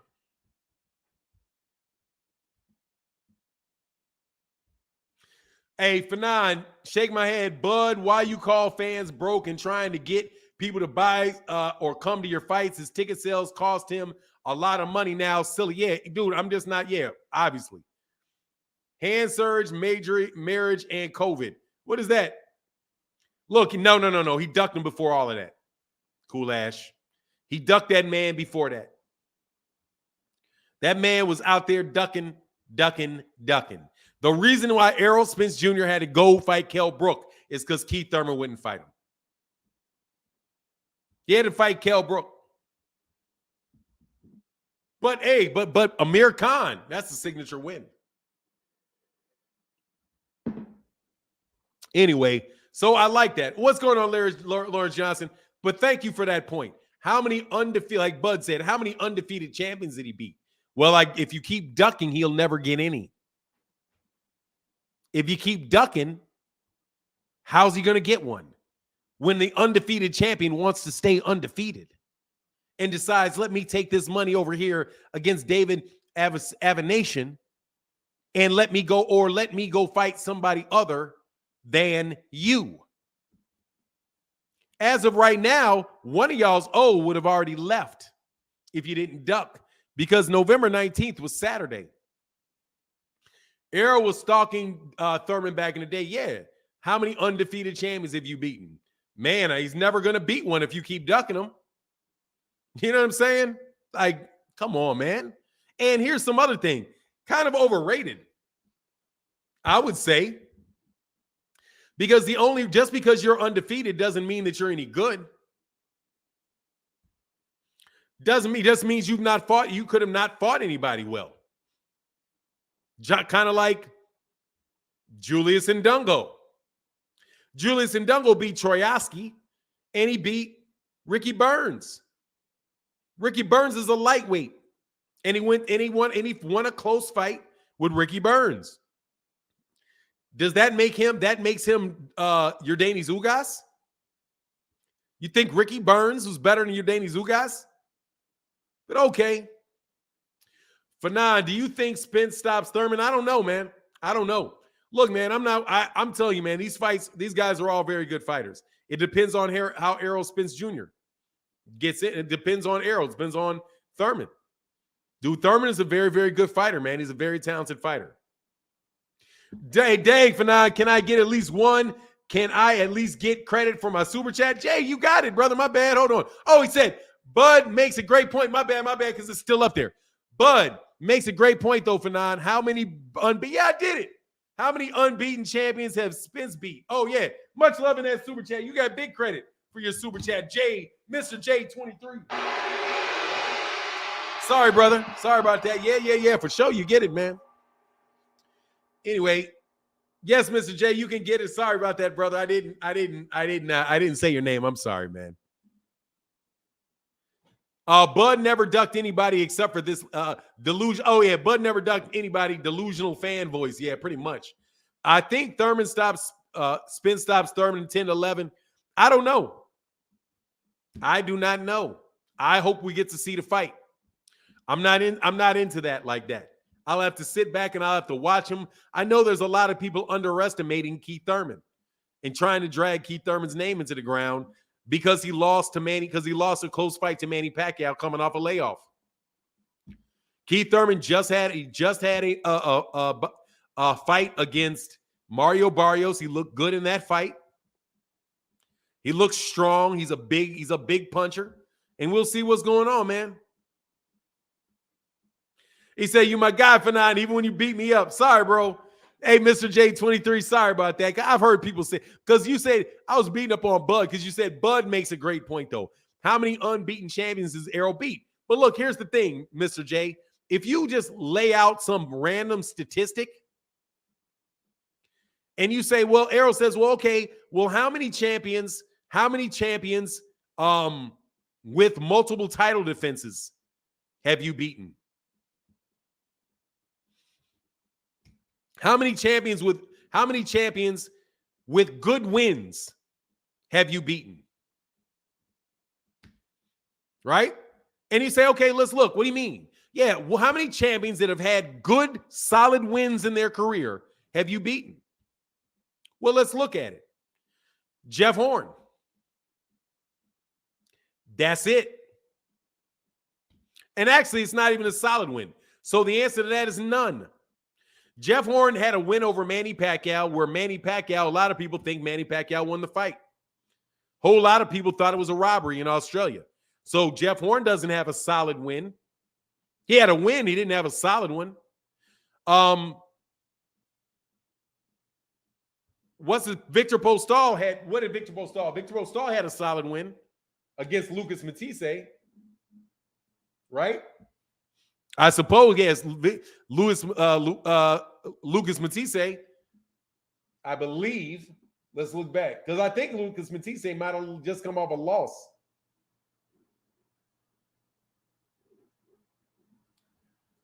Let's see.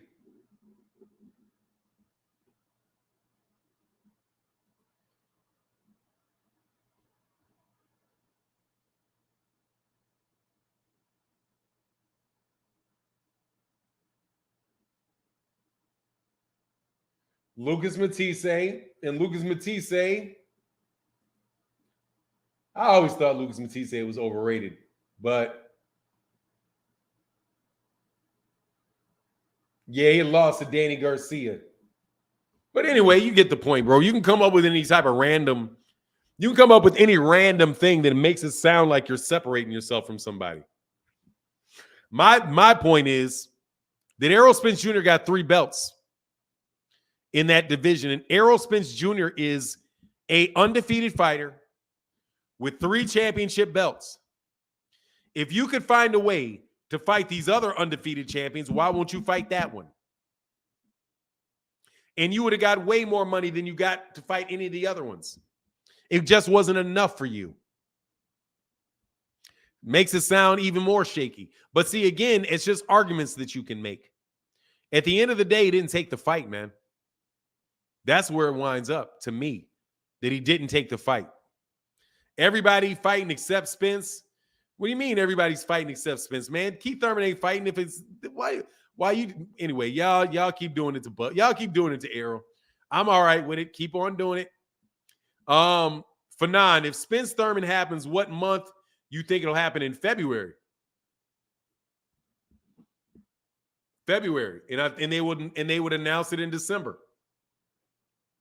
That's what I think. If it happens, it's going to happen in. If it happens, it's going to happen in February. Probably that February 4th date that they already had. They already had for Terence.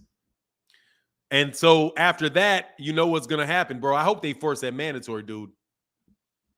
I'm going to tell you flat out, bro. I hope they do that mandatory. I really hope I hope they push that mandatory for Jaron and Terence. Because I want to see him. I want to see that fight. I want to see that fight just as much as I want to see Errol and Terence right now. I mean it. I will take Errol and Thurman. Errol and Thurman, then let Terence Crawford. Let Terence Crawford fight Jaron Ennis as a WBO mandatory. And then after that, Errol goes right into the winner of that fight. That's what I want. Because if Bud can beat Jaron Ennis, then dude, that's just, yeah, you've proved you're the number 1 fighter in the world with that one. And I mean it. If he can beat Jaron Ennis as the WBO mandatory, I'll definitely say that man is the best fighter in the world. And if he doesn't take the fight, then that's you on shaky ground, partner. Because you'd have to drop your belt not to take it if they order it.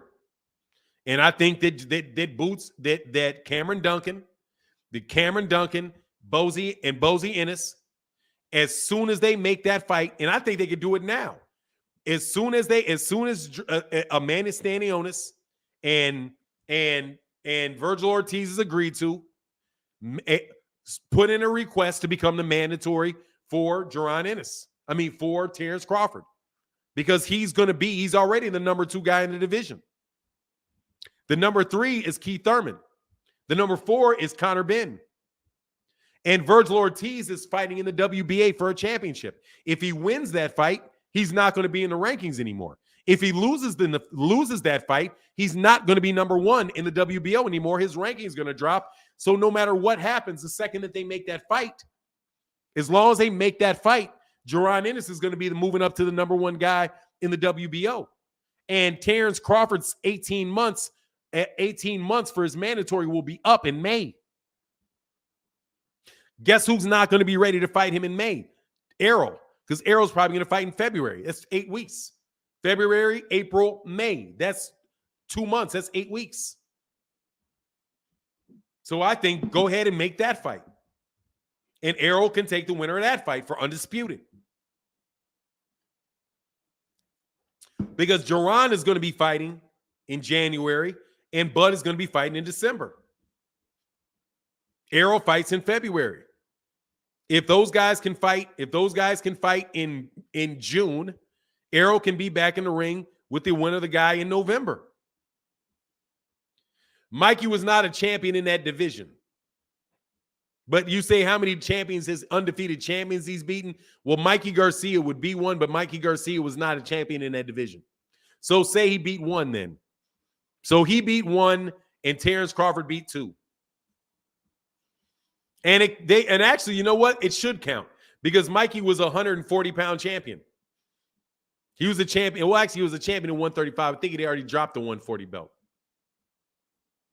And I doubt seriously that Boots will take step-aside money. Bud doesn't have any step-aside money to pay, Mr. J. Who's going to pay the step-aside money to him to begin with? Bud going to pay it out of his pocket? Bud doesn't have anybody to take step-aside money from Jaron. That's what I want to see. Errol beat Keith Thurman. After that, fight and I guess because Virgil Ortiz. We'll see what happens with Virgil Ortiz and Stanionis. But February and then fight again. What is that? Second. So 6 more months is 8, June, July. He could actually probably even take a little bit longer fight in the October time frame. The winner of those guys. AJ about to fight for that IBF belt. Oh, the one that's they're going to strip the dude from. Maybe Deontay Wilder can get in those rankings. If they strip him of that IBF belt, man, Deontay needs to go there. Because the Deontay needs to fight for the IBF anyway. Because there's no rehydration clause for heavyweight, so it doesn't make a difference. There is no weight limit for that mug. I get your frustration because Crawford and Spence should have fought or be signed to the fight, but I think Bud wins that fight. I just hope we get it. I mean, thinking he wins the fight is cool. I don't have a problem with that. There's definitely a scenario in which he can win the fight, but every scenario in order for him to win that fight, it is all dependent upon him taking the fight. I don't see him winning the fight. I am even more certain that Errol beats him now, because now you're gonna wait till you're 36.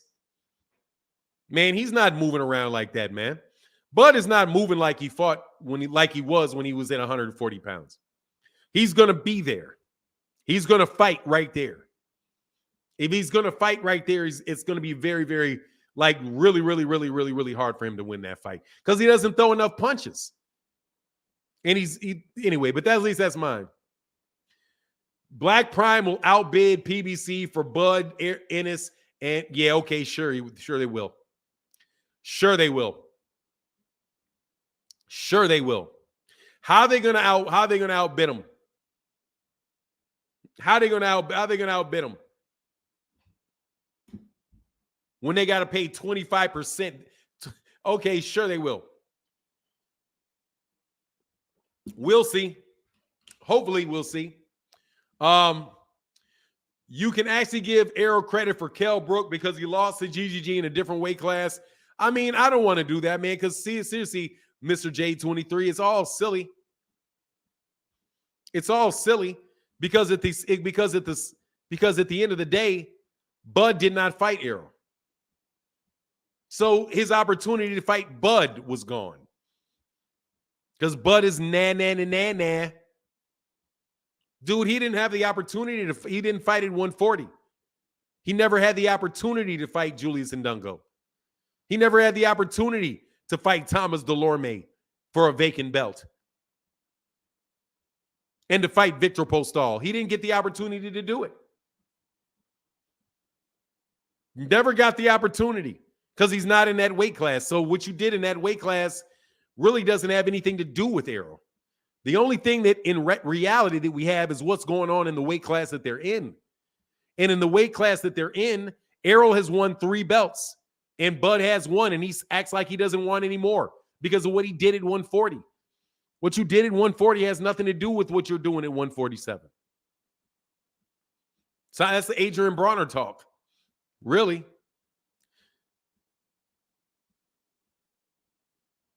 Fun fact, Bud and Crawford and David Advancing have each been paid their full purse already, confirmed by Spencer Fearon earlier today. Well, that's what's up. Good for them. Yeah, they got to pay up front. That's how they got the fight. Pay me up front. Man, anyway, it is what it is, bro. Yeah, exactly. That nah nonsense. None of that stuff that you did at 140 matters. Or 135 matters at 147. It's what you do in the weight class that you're in. And Errol's been in that weight class his entire career. Terence Crawford didn't do that in 135 in his first weight class. And he did it in a few fights at 140. Then he actually went to his real weight class. Man, he ain't pay no $10 million. They dumped $16 million. Man, please. We'll see what it was. When they release the purse, we'll see what it is. Because that's public record. That's public record. Brittany here said it's going to be hard, but Bud has that mean side. Spence is special, no doubt. Going to be a war. If it happens, I don't know, man. That's a big step up in competition for Terence. That's a very big step up in competition, in my opinion. Very big. And if you cannot stop this guy and you're in a 50-50 fight with him, dude, what is going to happen? What's going to happen when you got to really dig down over the course of several rounds? I don't know. I haven't seen him in that. I've not seen him where you literally got to dig down. I mean, it's a step up for both, but it's not going to be Errol's first time having to literally be in a war for a bunch of rounds. I don't know, man. I just don't know about who Terence has fought. I think Errol has fought better competition. That's my belief. I think Kell Brook, a game Yordenis Ugas, a game Danny Garcia, a game Sean Porter. I think that's better preparation at 147 than what Terence has done with Amir Khan and Jose Benavidez. Like, if it winds up being a fight like Jose Benavidez, dude, give me Errol. But anyway, we'll see. We won't see because he didn't take the fight. So it's all what it is, man. Like, it's all speculation because the man didn't take the fight. We could have had the fight this weekend, you know? Keys 25. So we have Stanionis and Ortiz, Bud versus Advancian, Spence Thurman, Boots versus who knows. Either Ben, not Ben, because Ben is thrown out of the sport, bro. Ben is not going to be around. It's not going to be Ugas because Ugas is still recovering from his broke eye. Maybe Crowley, but Crowley that's an early death for Crowley. And Alexis Rocha, no way. Not Alexis Rocha because that's a Golden Boy fighter. And they're not going to feed him to Jaron Ennis. So I don't know who they're going to fight. I don't know who they're going to, probably going to put him in there with somebody he's going to smoke. You know? I don't know. Maybe I don't know, man. Carlos Adames is at 160. I would have liked to see him fight Carlos Adames if Carlos Adames could still make 147, but Carlos Adames is now up there at 160 pounds. Sean Porter wasn't the same Porter when he fought Spence. Yes, he was. Absolutely was the same Porter when he fought Spence. He had just beaten Danny Garcia. He was the champion. Man, that dude was battling against Errol, but I think he took everything out of him. I think that Errol fight took everything out of Sean Porter. Because that was a nasty war, bro. Say what you want, man. He fought his tail off in that fight. And he took a lot of punishment in that fight. A lot of punishment in that fight. Errol been at that weight class since he was born. Bud hasn't had as much experience in 147. I really like both fighters, but I think it's still a 50-50 fight. Man, Terence Crawford has been at 147 pounds for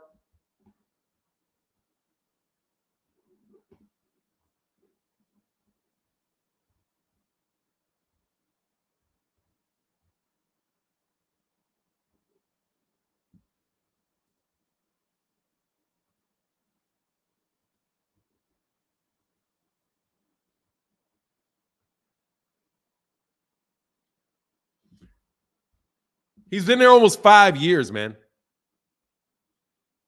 He's been there 5 years, man. Or 4 years.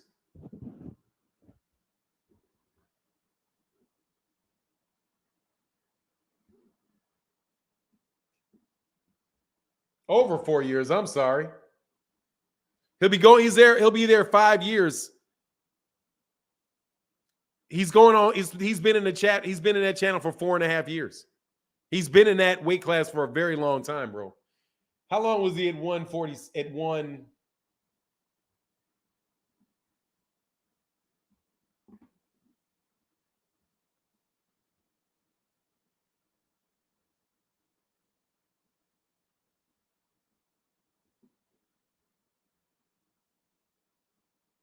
He was only at 140 pounds for 2 years.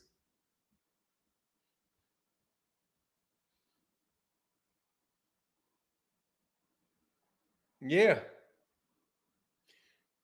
He was only at 140 pounds for 2 years.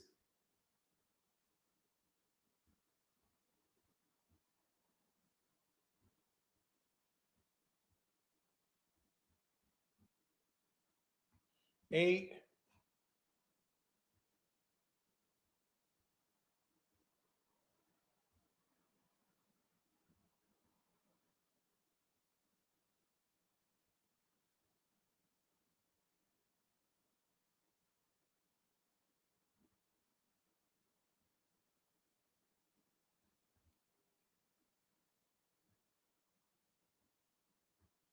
Hold on 1 second.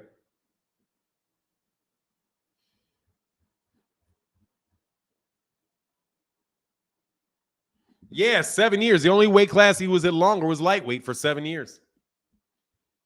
He was in lightweight for 7 years. He's at 140 for 2. And he's going on 5 years at 147. How many title defenses does he have at 140 or 147? He had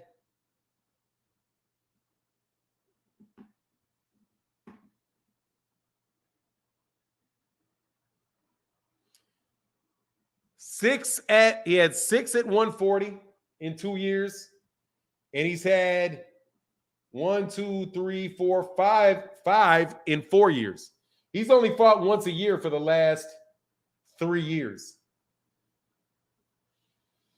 He fought once in 2021, once in 2020, twice in 2019, twice in 2018.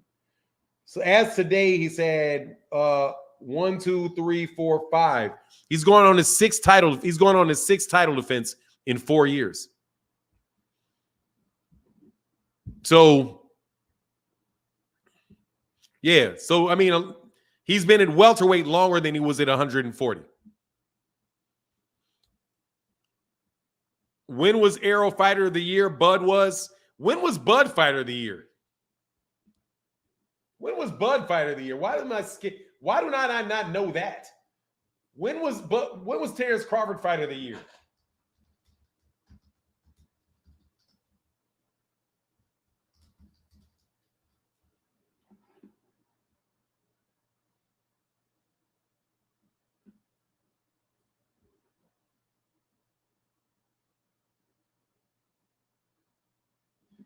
Man, he got an SP in 2017. He got an SP. So he's fighting on ESPN, and ESPN gives him Fighter of the Year. Because he got an SP? I thought you said he had an SP and he had Fighter of the Year. When else was he Fighter of the Year? And what did he do in 2017? He got Fighter of the Year. He didn't get Boxers Writers Association the Boxing Writers Award. He didn't get Fighter of the Year in 2017. What in 2014?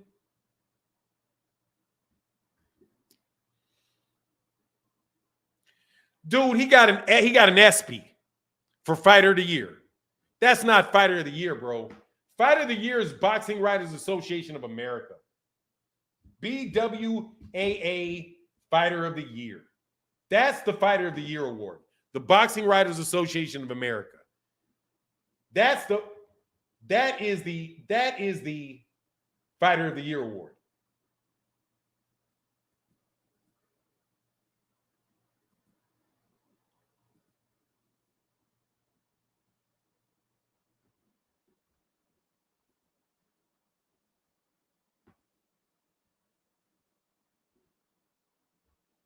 But they did move him up to number 1 pound for pound. Or hold on.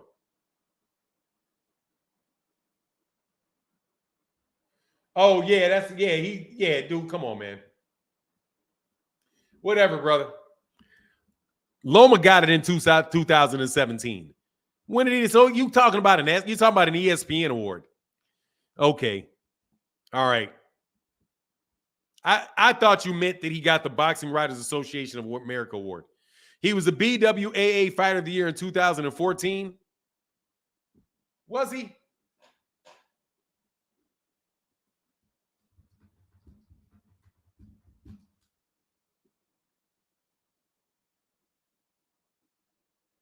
Yeah, okay, he got it in 2014 for beating Ricky Burns.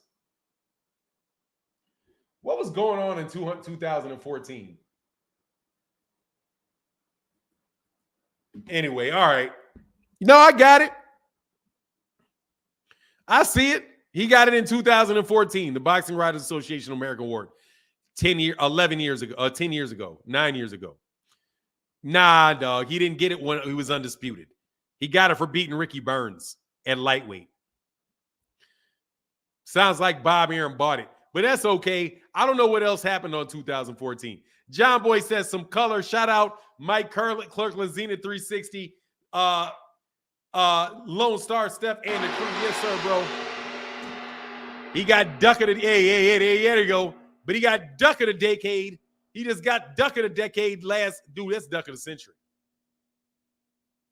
Bro, he's got duck of the century.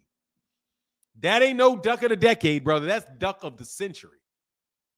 In the year 2025, because we are a quarter century, we are only 3 years, we're only 3 years away. We're only 3 years away. 3 years away from the quarter century being up. And then I will nominate him for Duck of the Century. But anyway, it is what it is. I agree, Darkwing Duck. Yeah, it's like, man, come on, bro. Anyway, we'll see what happens, bro, with Jaron. Well, we'll see what goes on with Jaron Ennis. I'm waiting for Jaron Ennis now. Like, going out there with Sean Porter, bro. Just going ahead with Sean. Go ahead with going out there with Sean. Going out there with Danny, going out there with Keith, all the guys y'all came in with. I'm ready for y'all to leave now. It's been a fun stay. I'm ready for y'all to leave now. Okay? I'm ready for you all to leave. Just like, at a certain point, Manny Pacquiao, Floyd, Cotto, Shane Mosley, well, actually, it was really like, they had Tito and Winky and Mosley and Oscar De La Hoya and all that. It was their time to leave. And so you could bring in the Sean Porters and the Keith Thurmans and the Danny Garcias and the Terence Crawfords. Well, it's now your time to get out. So we can at least during this little bit of time where we have the Dramels and we have the Dramals, we should be having Canelo. We have the Errols. That group, man, Canelo already left the building. So now that y'all that are a little bit older than that, y'all are now 35, 36, y'all can leave. So we can now now we can come on and bring on the Jaron Ennis's. We can bring in the Speedy Rashidi Ellis's. We can do that as far as the welterweight division. We can do all of that, okay? And if it winds up being that Jaron Ennis has to beat up on Speedy Rashidi Ellis, Virgil Ortiz, let's just get it cracking, okay? Let's get it cracking. Because you all acting like you made it. Crunk Juice said, no matter how many accomplishments Bud has, the truth is he will be remembered for ducking AJ. That's why he's mentioned EJ in all his interviews. Yeah, pretty much. He's cooked for it. Unless he makes the fight, in which point in time it can all be forgiven. Because I will tell you this. It all goes away if he fights him and wins. If he fights him and he loses, then we knew what was up.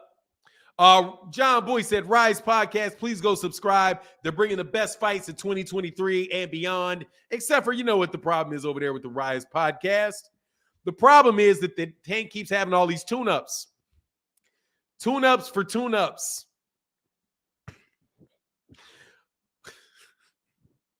Hector Garcia is a tune-up. God dog, man. God dog. Ryan Garcia is a tune-up. Ryan Garcia ain't a real fight. That's just a tune-up. Nah, you know I ain't about to block Terry Schmoot, man. You know that. You know that ain't happening. Because PBC Showtime already showed they don't view Crawford as profitable. It shows they have a limit in regards to fights with Crawford. Black Prime has a higher limit for Crawford. Man, what are you talking about? They offered them less money than they offered Terence. Errol, look, Terence Crawford got offered more money for the Errol Spence Jr. fight than David Avancian. Okay? He just turned it down. He just turned it down. And then after he turned it down, they kept negotiating. So he got the $10 million offer from Showtime and got it close enough to where I suppose, no, brother, that's not cap. That's the truth. Stay up with it, Mr. Crypto Zorro. Stay up with the news. The word is that the reason that it got to no money guarantee, they didn't start there. They could not agree to a guarantee that Terence Crawford was acceptable to Terence Crawford.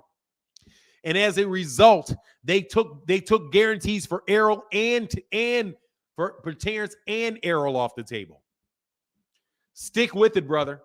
And so, no, there's no way on this planet that Terence Crawford is getting more money for David Advancian than he is for Errol Spence Jr. That, my friend, is that is what you call baloney, partner. Baloney. Okay? Baloney. And anybody that thinks that's true, I have to question your intelligence. Since it got to no money up front, I was befuddled by it. Not gonna lie, I was very, very confused. How could it get to no money up front? I would just turn that down. He did turn it down. He just didn't tell Showtime that. But what he did was he turned down the fight, is what he did. When they wouldn't move off $15 million, and in Showtime or the PBC wouldn't move off of $10 million. Once they wouldn't move off $10 million, Bud went on ahead and got a fight with somebody else for the guaranteed money that he wants. And then tried to dump all the blame on the PBC and act like there was never an offer for a guarantee. And he said that there was no offer for a guarantee. So, but maybe the sources that other people are quoting are not telling the truth. But it doesn't make sense to me. His cousin said, then people gave him what he was looking for. Bud said they rolled out the red carpet for me. Until he didn't say that anymore. Until he changed his story. Until they changed the story.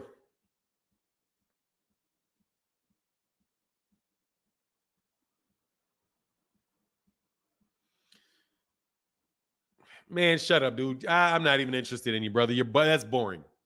That's what the PBC wants the fans to believe. The PBC's not saying it. Simultaneously, we see chess pieces being moved accordingly. What chess pieces? PBC controls all the directions Crawford has to go, but Ennis and Charlo. What?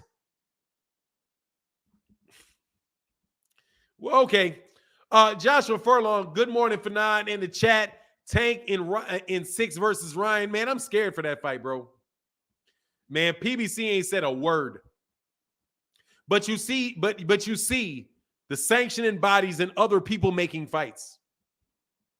What, Jaron Ennis is not supposed to fight? Virgil Ortiz is not supposed to fight? You think it's the PBC telling Virgil Ortiz to petition to fight Stanionis? That's the PBC that did that. It's the PBC that has Keith Thurman, has the WBC mandating Keith Thurman for that fight. Not the WBC, but the PBC. The PBC runs the WBC. The PBC runs the WBA. And man, stop it, bro. Oh, man, they're not going to lie. Schizo Paul said, I can see BLK Prime, BLK capping 1 million pay-per-view buys for Crawford. Man, they're never going to say that, bro. That can't be said. If that is said, if that leaks out anybody's mouth, bro, it's a wrap, dog. Nobody going to say that, man. Hey, man, give me 1 second, man. Can y'all hit that like? See if we can get that over 500 likes, bro. If you would not mind. it would be greatly, greatly appreciated. Hold on one second. I'll be right back.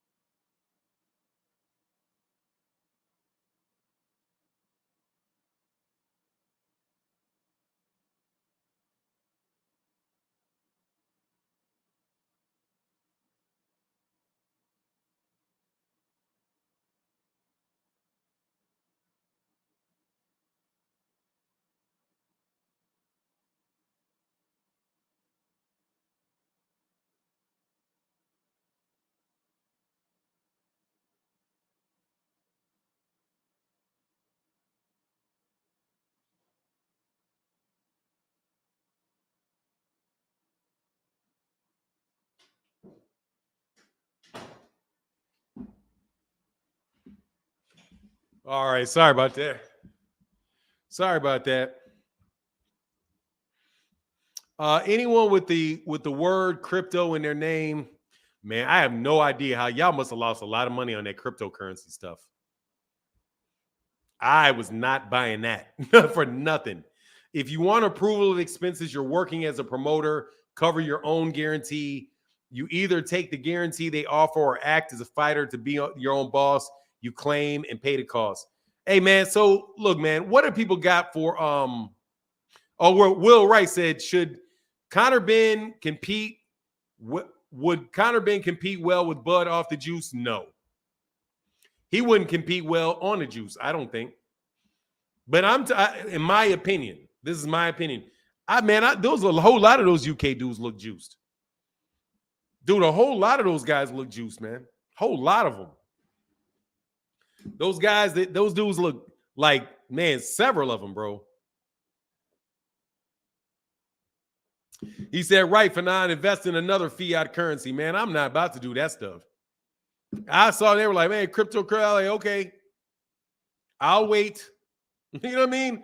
Blockchain, no. Blockchain is like, you know what it's like? It's like people funded. It's like people got suckered into funding the creation of blockchain technology. Because blockchain technology to me seems like it's very, very valuable. The technology behind it. And I don't remember the explanation that I used to have for blockchain, but it's definitely like a way to move information and to encrypt information over networks where, you can keep people from being able to it's like related to internet security. From that aspect, I was like, okay, that's wild. But it seems like, honestly, like people got suckered into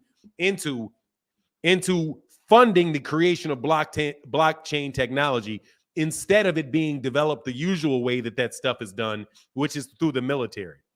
So from the beginning, it looked like to me like they're conning you into paying for blockchain technology with your money. And then at the end of it, all of the actual money is going to drop out of it. But yet you'll still have the blockchain technology developed for the commercial uses that it will work for. And not, where they get a lot of that stuff, which is which is like a defense funding. The defense funding, you know what I mean? But like I said, that's just me on a very, very cursory look at the issue. I just knew blockchains are basically contracts that can't be changed. If you want to change the contract, you have to create it. No. I'm talking about the technology. The technology is not a contract. I'm talking about the actual software and the software, the encryption, the actual technology that goes behind that is what I'm talking about. I'm not talking about any type of contractual arrangement. I'm talking about the technology used because it is very secure technology. right? So, yeah, okay. Say, oh, yeah, okay, I got you. Yeah. I'm talking about the security technology related to it and all of the actual money that went into cryptocurrency for the development of the blockchain technology that was necessary for it to be used, right? Once that currency is gone, the technology has already been invested. That infrastructure is going to be there, and then they can use that infrastructure that's there for other purposes. Telling you, man. Like it was funny. It was real funny with me, man. I always thought that was an interesting thing going on. But why would Boots leave 147? I don't think he would leave 147 for a while. Are you going to get the Crawford fight in December? Or are you going to call it? No and no. No and no.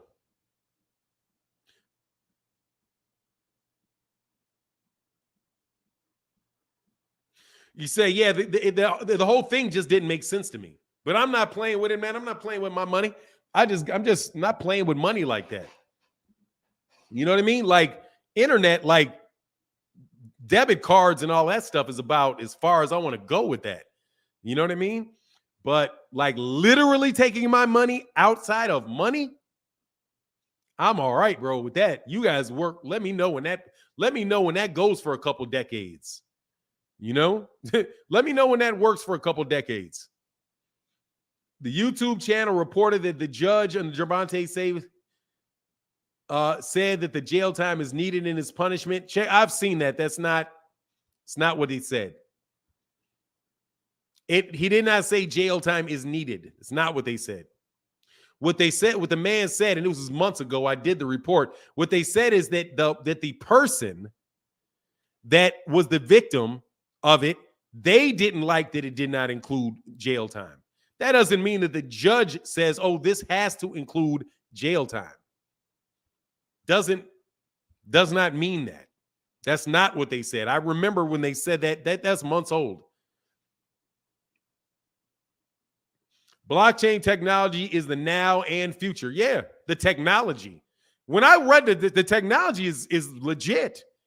It's the technology is legit and it would be very, very useful to getting rid of issues like having literal money or being able to exchange secure information, you know. But anyway, like I said, I don't want to act like I remember what it was.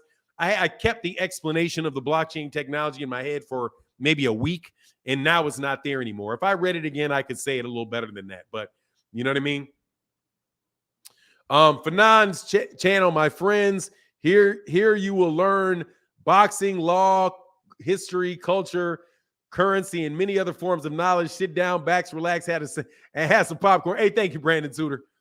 Yeah, I just think that's what I thought it was about when I first got familiar with it. I was like, it sounds like what they're doing is they're funding the technology. Like they found a way to pay for the technology under this guise that you're going to be able to make millions of dollars in this currency. But at some point in time, you've got to put some actual money in it. You know what I mean? Like, where does when are you going to take your money and send it to them? You know what I mean? Like, when are you going to see the money? You know what I mean? Are you going to call the Teo Sandor fight? Keyshawn? No, I don't really call cards like that. I may get into it. I may. But seriously, man, whenever I call fights, dude, it's not as fun, man, because I'm not really talking to you guys. You know what I mean? And then there's so many other people that don't come around all the time, and they just say all kind of crazy stuff, and it gets distracting for me. You know what I mean? But at a certain point in time, I will. Farnham said, aloha, Fanan in the chat, wishing everyone happy Thanksgiving. I'm having duck instead of turkey. Turkeys are smart. Ducks aren't. Hey, man. I might eat some. I'm not gonna make some duck, man. I don't even get to. Man, my Thanksgiving. First of all, I can't have Thanksgiving on Thanksgiving.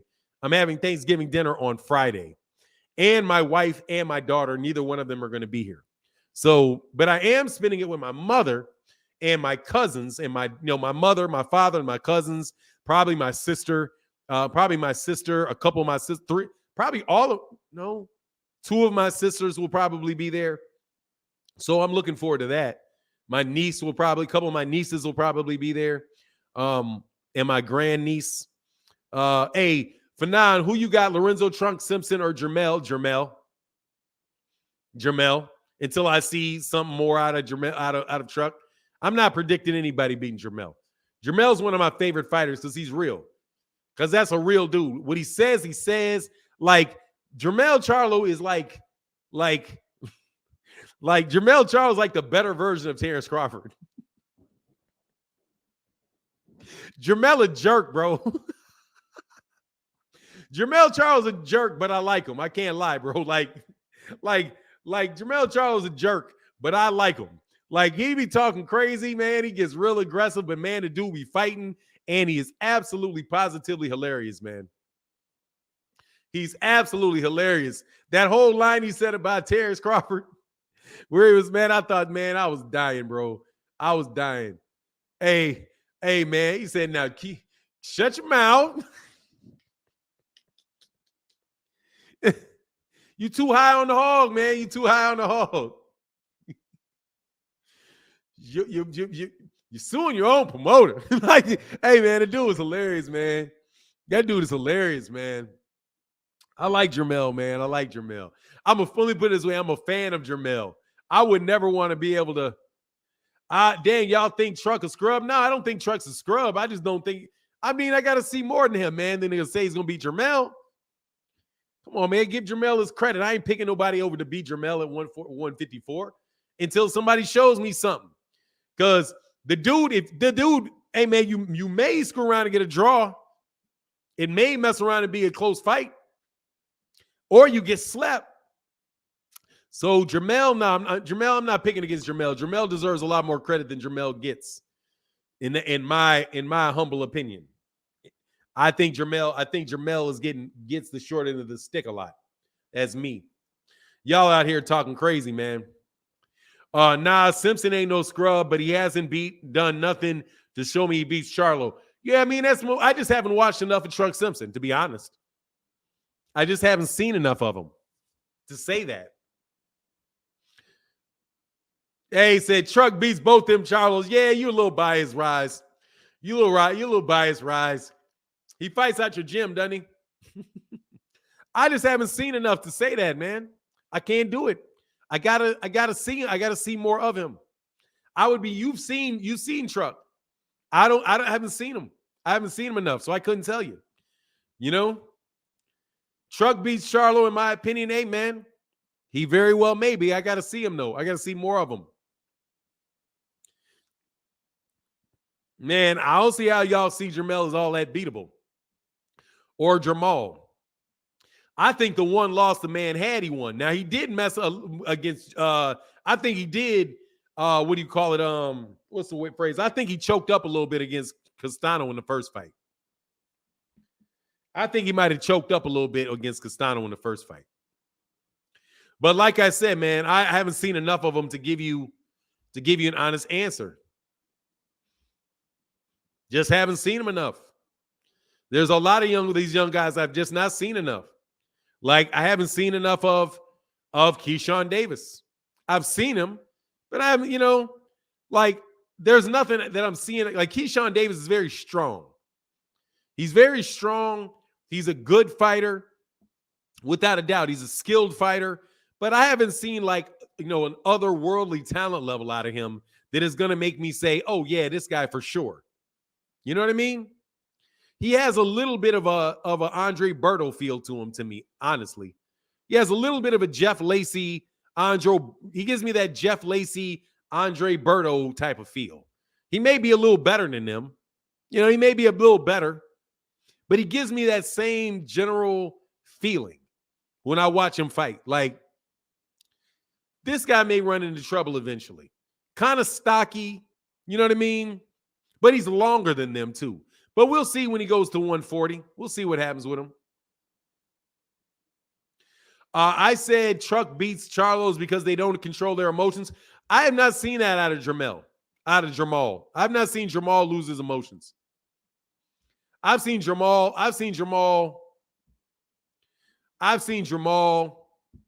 be very, very calm, actually. Looks like to me. Charlo didn't listen to Coach Derrick James in the first fight against Castano. I just think he choked a little bit, honestly. I think that the moment was big, and he tossed away the first half of the fight. But after that, he's like, "Oh, I'm down," and he went to boxing and doing what he needed to do. And he pulled it all the way back and got that draw. In that second fight, he went in there and not only was he winning the rounds, he was laying them brams on him too, which shows, man, he can do it in the big moments. You know what I mean? And also after he lost Tony Harrison, he came back and he did it the same way. He fixed the problems that he had, and he still did the things that he did well again. You know what I mean? He said emotional at the presser, but maybe not the ring for Charlo. Jamal, I don't see him as an emotional person. But again, I mean, like I said, I'm not the only person to witness things. So you guys, I may just not have seen what you're referring to. But like I said, he said, Trunk Simpson fights December 10th on the ESPN card. Okay, that's what's up. That's what's up. Yeah, so I'll watch him. I'll make sure to watch. I'll make sure to watch him and make sure I watch him. But I'm kind of, like I said, man, I haven't seen him enough to be able to really tell you. Although I have seen him. I'm familiar with him the whole nine, you know. Neither of those dudes are emotional when it counts. Yeah, I mean, those dudes can fight, man. Harrison beats Bud at 154. Look, man, I don't even have to get to that. I want to see Bud in this. I want this WBO mandatory for Jaron. I'm not into the wishing a prayer stuff with Errol and Terence anymore. I'm not into that wishing a prayer thing, bro. Like, I hope Bud changes his mind this next time. That's my guy. That's for my guy Rick Timms. Rick Timms is on that. Yeah, well, you know, hopefully we'll get it done next time thing. I'm not in it. I'm not into it. I think I would rather just see the WBO. I would hope the WBO would force that up and let me see him fight. Put him in a mandatory position, since he said he never ducks his mandatories. If he never ducked his mandatory, good. Make Jaron his mandatory, so we can see a top level welterweight fight. That's a tough go for Jaron. It's a tough go for Jamel, for both of them. You know what I mean? So let's make it happen. And whatever Errol does, Errol does. You know, whatever Errol does, Errol does. If he goes and fights, if he winds up fighting Keith Thurman, then he fights Virgil Ortiz, so be it. But whoever wins it, but if Jaron gets that WBO belt, then Errol will fight Jaron. I doubt very much, bro.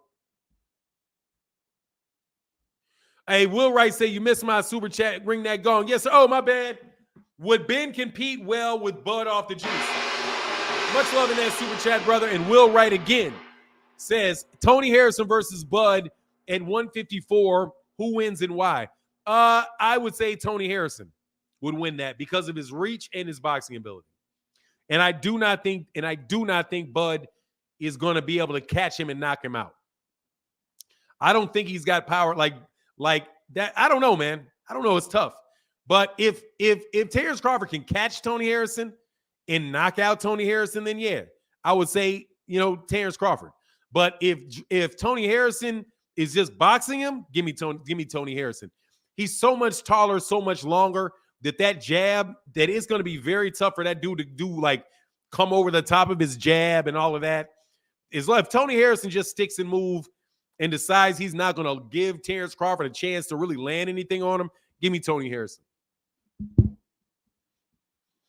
I don't think Tony Harrison was winning squat till that knockout. I had Jermell winning that fight. I saw Tony Harrison getting cute, and I saw Tony Harrison get stiz up. I like Tony Harrison, though. Yeah. But Tony Harrison is a very good fighter, man. Man, we don't even have to worry about Bud going to 154. That's all talk, okay? That's all talk, that 154 stuff. That's definitely all talk. Zenith, here we go with the imaginary fights. Do y'all realize we have more imaginary matchups for Bud than inactive guys? Yeah, exactly. That's it. Yeah, that is one. Man, that ain't never going to happen, bro. Like, man, that's all talk. 154 is all talk. Jermell, him wanting to fight Jermell, That's all talk. All talk with the Jermell. Ain't no way that man wants to fight Jermell Charlo. Ain't no way. I don't believe that for nada. You know what I mean? Absolutely. Bud won't even have to go to 147. Won't even go undisputed for 147. How's he going to do it at 154? Yeah, 147 he all talk. Now, but 154, that's definitely all talk. Ain't no way. You know how much money he's going to need to get a Jermell fight? You can't, there's not enough money for him to fight. And I don't believe Black Prime. You can say what you want. Show me. Show me Black Prime paid him that much money. How they got that much money and they can't promote the fight at all? It is November 21st. These people, they fight in 19 days. You have not seen a face-off. You have not seen a press conference. You've seen a couple of bootleg commercials. 15-second YouTube. Dude, I can produce those. No way, bro. Like, I don't understand. And because they paid all their money out. So now they don't have any money for the, stop. Like, come on, man. And I'm telling you, I noticed something else. Tony was slowing down. I don't think he was just being cute. Look at the output drop. That body work from Charlo was adding up. Mel didn't get credit for the body work. Hey, man, that fight is still, he said, that fight is still on? Like, bro, I mean, dude, it's 11 days away. It's 11 days away. 11 days away. There's not been a press conference. How long ago was it that they said that they were going to make this fight? He said because Bud has approval of the spending budget. Exactly. Because he's not going to allow them to spend any money to promote the fight. He said, if you got a penny to spend, give it to me. Nah, just give me the money. Man, that is in 3 weeks. It is in 19 days. There is 30 days in September. It's the 10th, right? So there's 9 days left in this month, and it's 19 days away. No, bro, it is not. That fight is silly, man. That's ridiculous. But it is what it is, man. You know, I saw, there was a couple. He was sitting down playing chess. Now watch, he was filmed the same day. He was sitting down playing chess.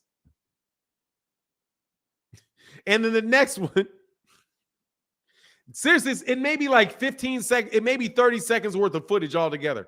Like 30 seconds worth of footage promoting the fight.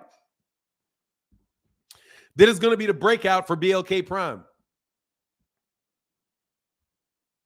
It just doesn't sound right, bro, to me. Fanan, I'm very impressed on how you keep it real, and it's so honored to be in your and it is an honor to be in your. Hey, thank you, bro. David Williams, I appreciate that, brother. Thank you, man. David Avocado is still in the UK. Yeah, dude, he's gonna show. Oh, and he's gonna fly over like the night before because they're not gonna pay for. Dude, it's like real low budget. Like this budget is funny, but we'll see what's going on, man. You know, what's the percentage the fight's gonna? 100%. Nachi Dread, I believe the fight's gonna happen. I absolutely believe the fight's gonna happen. 1 + 1 = 3. I mean, man, look, the fight is going to happen. I absolutely believe the fight's going to happen. Any word on the undercard? None.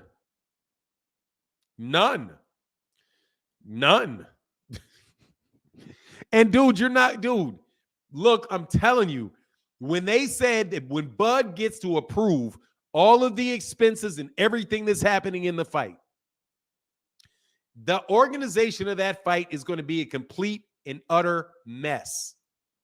There's no way that that will not be the case. No way that the whole thing will not be beyond janky. Like, I wouldn't be surprised if they had to do, they got to figure out who they're going to do the concession. Like, I don't even know I don't know. Dude, look, There's a promoter, Raging Babe, on Twitter. And I don't see her stuff a lot anymore, but I used to follow her. But anyway, she says something that was wild, that was funny to me, because I know she's a promoter, right? I know and by promoter I mean somebody that is engaged in all of the things that you need to do to make the fight happen, right? All of the things that need to be put together, all of the things that need to be organized in order to make the fight happen. Right? All of those things. I'm not sure what all of those things are, but she certainly does. And so does Serafina, the artist. And when you see people like that are doing it, they are taking care. They're like, there's a lot of work to be done. And if you're going to have somebody that has no experience in doing it whatsoever try to do it, it's going to be a farce. So you have people who are like experienced in it, that know how to do it, know what it takes to get done, but you blow off their entire skill set and think that you can do it while you're training for a boxing match. It's silly, man. Someone said Bud's sister is setting up the pig's feet stand. Hey, bro, they're going to have their partners doing all of that, getting paid off everything and costing themselves a lot of money but I don't even care. Whatever. David Aspirin don't have a chance against Bud? Probably not, bro. Probably not. Probably not. I don't see it. Maybe, but I don't see it. You know what I mean? I don't see it. David and Amphibian will fight in the middle of the ocean on an island if they have to. Those tickets getting sold one way or the other. Hold on, man. Let me see.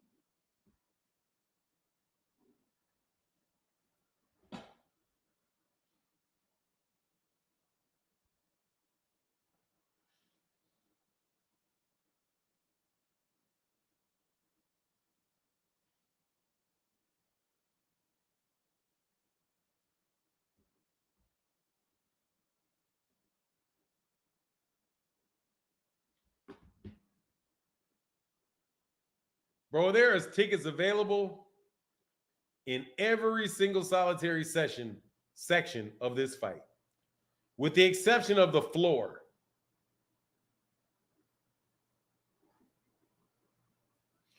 Let's see something.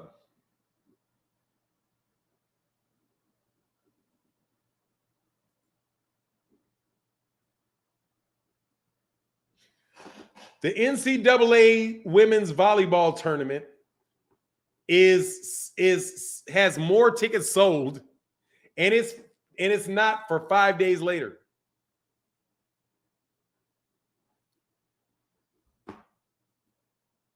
The volleyball tournament is selling better than that.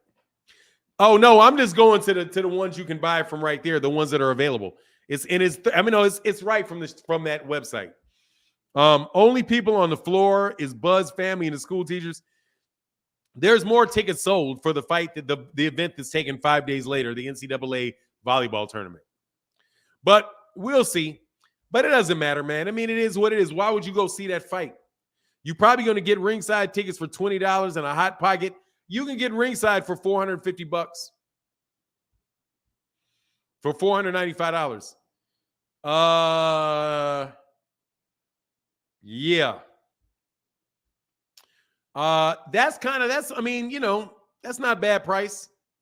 You could probably get ringside at not a hot pocket. Hey, man, anyway, for $9, when you play chess, you are better with or without a clock. Which do you prefer? Brother, if they put a clock on me, I would die. Without a clock. I'm not that good a chess player. I know how to play it. Hey, he said, what up, though? For now, what's going on, Chicken Talk? He said the undercard is set to be announced this week. It's trash, though. I mean, hey, man, I know it will be when they can't spend no money on it. What's it going to be like local fighters? It's going to be local fighters. Is Steve Nelson going to be on there? If they get Steve Nelson on there, I'll be all right with it. I mean, if Steve Nelson fights on it, I may watch it. 18 million for the main event. Zach B said, "Come on, everybody! If you're here and listening, at least hit the like button. It's truly, yes, exactly, man. Hit that like button, man. Come on, let's get it over 500, man. We got 486 people in the building. That fight card is gonna be. I mean, seriously, man. When the day of the fight comes, he'll probably get my $40. He'll probably get my $40 the day of the fight. He probably will. You know what I mean? Where's Omaha? It's in Nebraska. It's in the cold. It's in the winter in Nebraska. Is that an outdoor stadium? Ooh, it's gonna be it's December in Nebraska. I hope they got a roof on that mug. They got a roof on that. They got to have a roof because the volleyball tournament's there. So they got a roof. Let me see.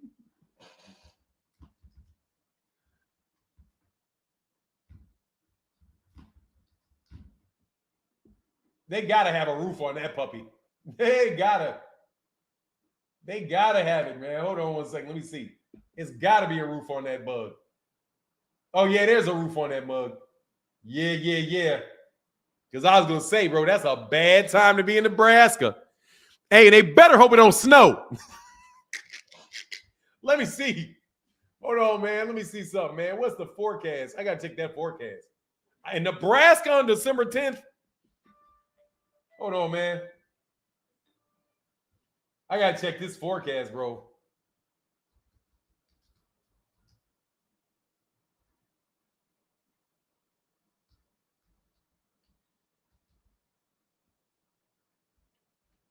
Nebraska.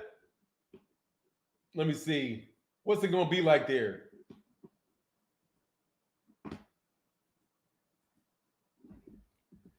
What they say it's gonna be.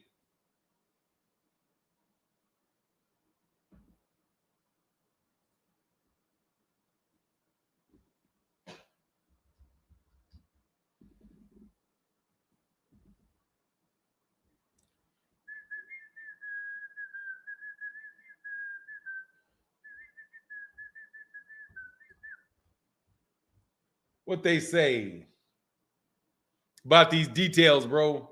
What do they say?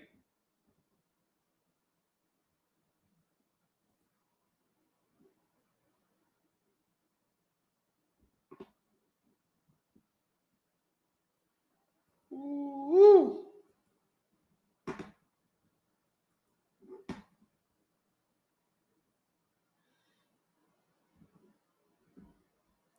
Oh, it's not that bad. It's gonna be like 40 degrees, a low of 24, a high of 40. It should be, and it's gonna. They don't have snow predicted until Christmas, right around Christmas. So yeah, it's 40 degrees out there. It ain't gonna be that bad. They're gonna be cow tipping before the fight. Hey, Zach, oh my bad. Hold on, let me get to John Boy. Fam said he don't care if they resurrect Ali. He's hold on. Hey, John Boy said I don't care if they brought Ali back from the grave to fight on that card. I refuse to give Bud a penny since I'm poor and broke. Yeah, there is that point. There's that part of it. Dang, you keep reminding me. God dog, man. Will you stop reminding me that he said that he don't want my money? Can you stop rewinding me? Can you stop reminding me? Oh, rain that day? It says clouds. I don't see if it says rain. If it's rain, there's a chance of snow. Yeah, no. It's just it's cloud cover. It's just gonna be cold. It's just gonna be cold. That's it. That's all it is. Yeah, it's just gonna be 40 degrees out there in the middle of Nebraska. I ain't going. Why are you hating on my boy Bud? I'm not hating on Bud. I'm laughing. I'm not going though. I mean, but dude, seriously. I'm not going.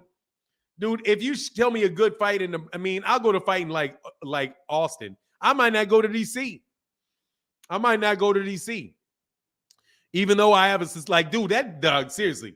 I'm worried about that Hector Garcia fight. That Hector Garcia fight is a good fight. That is like, I know he's used to fighting big guys, but man, I don't get that, man. Said I need my son's signed glove from what? Bud sign gloves? For now, why you ranking hard on this Bud fight? I'm not ranking hard on the Bud fight. Oh, you live in Northwest DC? Okay, that's what's up. Cool Ash. I never knew black folks lived in Omaha, Nebraska. Oh, yeah. Yeah, there's a bunch of black folk in Omaha, Nebraska.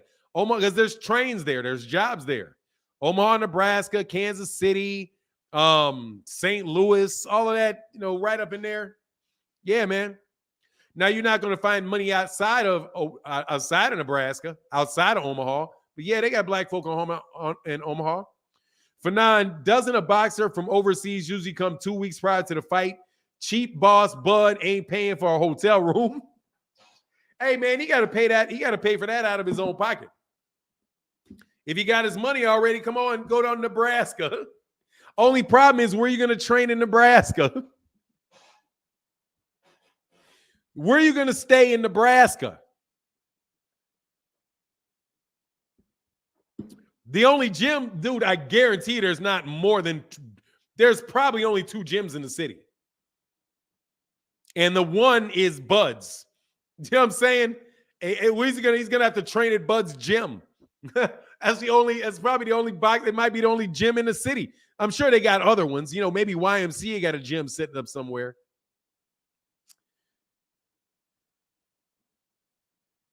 Hey, man, Conscious Edwin, man, that dude is just wilding out, man. That dude just is wilding out, bro. That man cannot find anything positive to say about the PBC. It hurts his chest. If anything news comes out, trust me, it's going to get bent towards where it's bad, or it's not going to get talked about. Bud and Tank's best finisher, or Bud and Tank best finisher in the business. I don't agree. I think the best finisher in the game is Deontay Wilder. The best finisher in the game is Deontay Wilder. You cannot tell me Bud is a better finisher than him. No way. No way. That man has more finishes than Terence Crawford has fights. Bannister Mall. Yeah, I remember Bannister Mall. Bannister Mall. Isn't Bannister Mall in like DC? I don't remember where Bannister Mall is, but I remember Bannister Mall. Now, Omaha is a city. It's a city. It's got like 100,000 people there. There's over 100,000 people in Omaha, Nebraska. Yeah, Bannister Mall, isn't it in Maryland or something? I can't remember where it was, but I remember it, though. I've lived in a lot of different cities, though. You know what I mean? So it's kind of hard for me to remember where every, thing I've heard of. Bannister Mall. I can't. Yeah, what city is Bannister Mall in? I was going to say that they're going to train. Oh, Bannister Mall's in Kansas City. Okay. Yeah, definitely familiar with Bannister Mall. I just have lived so many cities that I don't remember where they are. Like there's a big mall that was out east in New Orleans. There's big malls and, the malls in Chicago, right? But now malls are kind of dead, Yes, Wilder too, forgot about him. Yeah, man, Deontay Wilder's a better finisher. Deontay Wilder's the best finisher in boxing. If you get in the ring with him, you're getting finished. At least that's how I see it anyway, And he said, first of all, it's a paid dive anyway it goes. He's not going to win that fight. If David ain't in America by the beginning of next week, I'll be inclined to believe it's a paid dive. Come on, of course it's a paid dive. He's fighting him. He can fight back. It's still a paid dive. Man, Terence Crawford can fight, man. Terence Crawford can fight. All of this other talk is hey, thank Rick Timms. Yeah, I remember Bannister Mall. Yeah. But I just couldn't remember. Couldn't remember where it was. Because I've lived in, I've lived in Atlanta. I've lived in Normal, Illinois. I've lived in Chicago, lived in DC, lived in New Orleans. Yeah, Kansas City Mall. Oh, you're talking about right up there on Parallel. You're talking about on Parallel. The one at the top of Parallel? On Parallel? Is that the mall off Parallel? The one that has the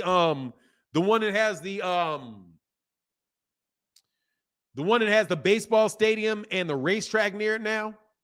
Yeah, you're talking about out on Parallel. Yeah, absolutely. I know Bannister Mall.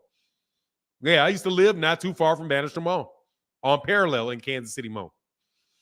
Thanks, Fanon. Some people on here really think Bud's trash. Yeah, Bud's not trash, bro, at all. Like, I like that's where I draw the line, dude. I mean, I'm not going to get into what the dude can do in the ring because the dude can fight in the ring.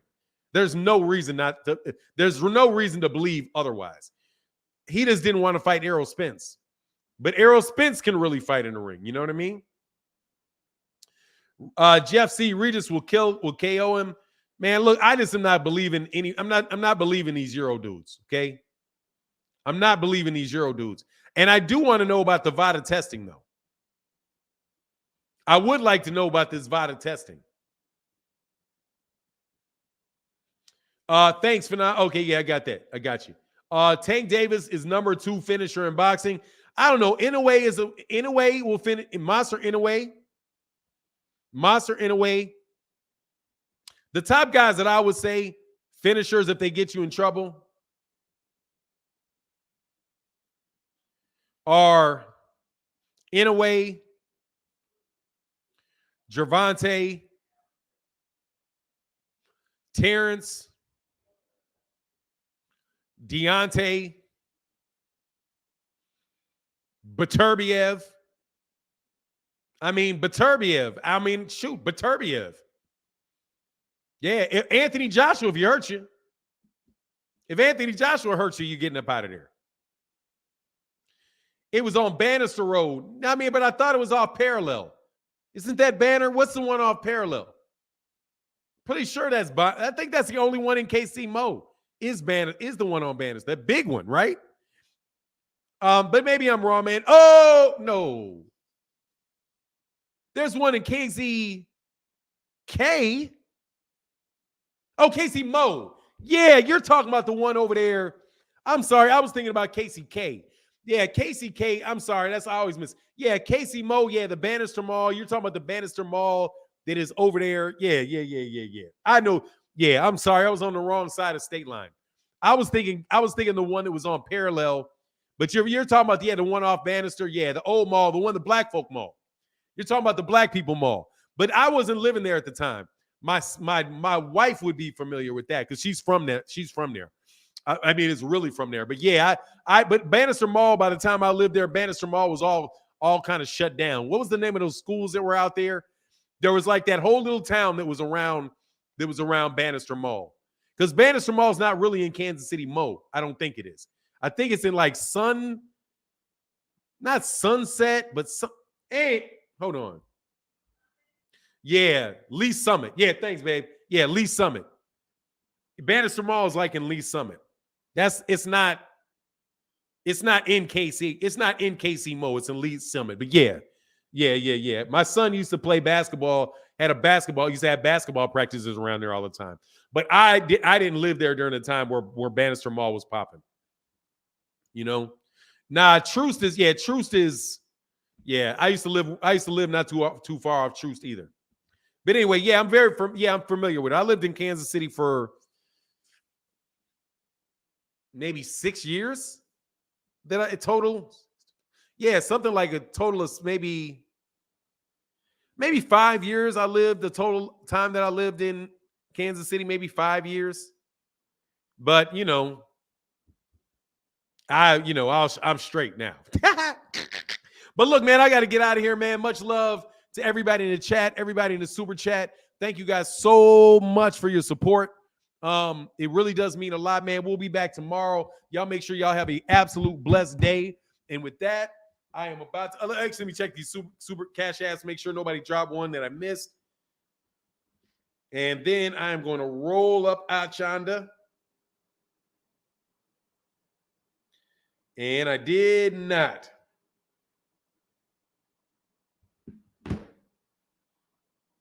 All right, I didn't. All right, man. Much love to everybody in the chat, everybody in the super chat. And with that, I'm out. Deuces.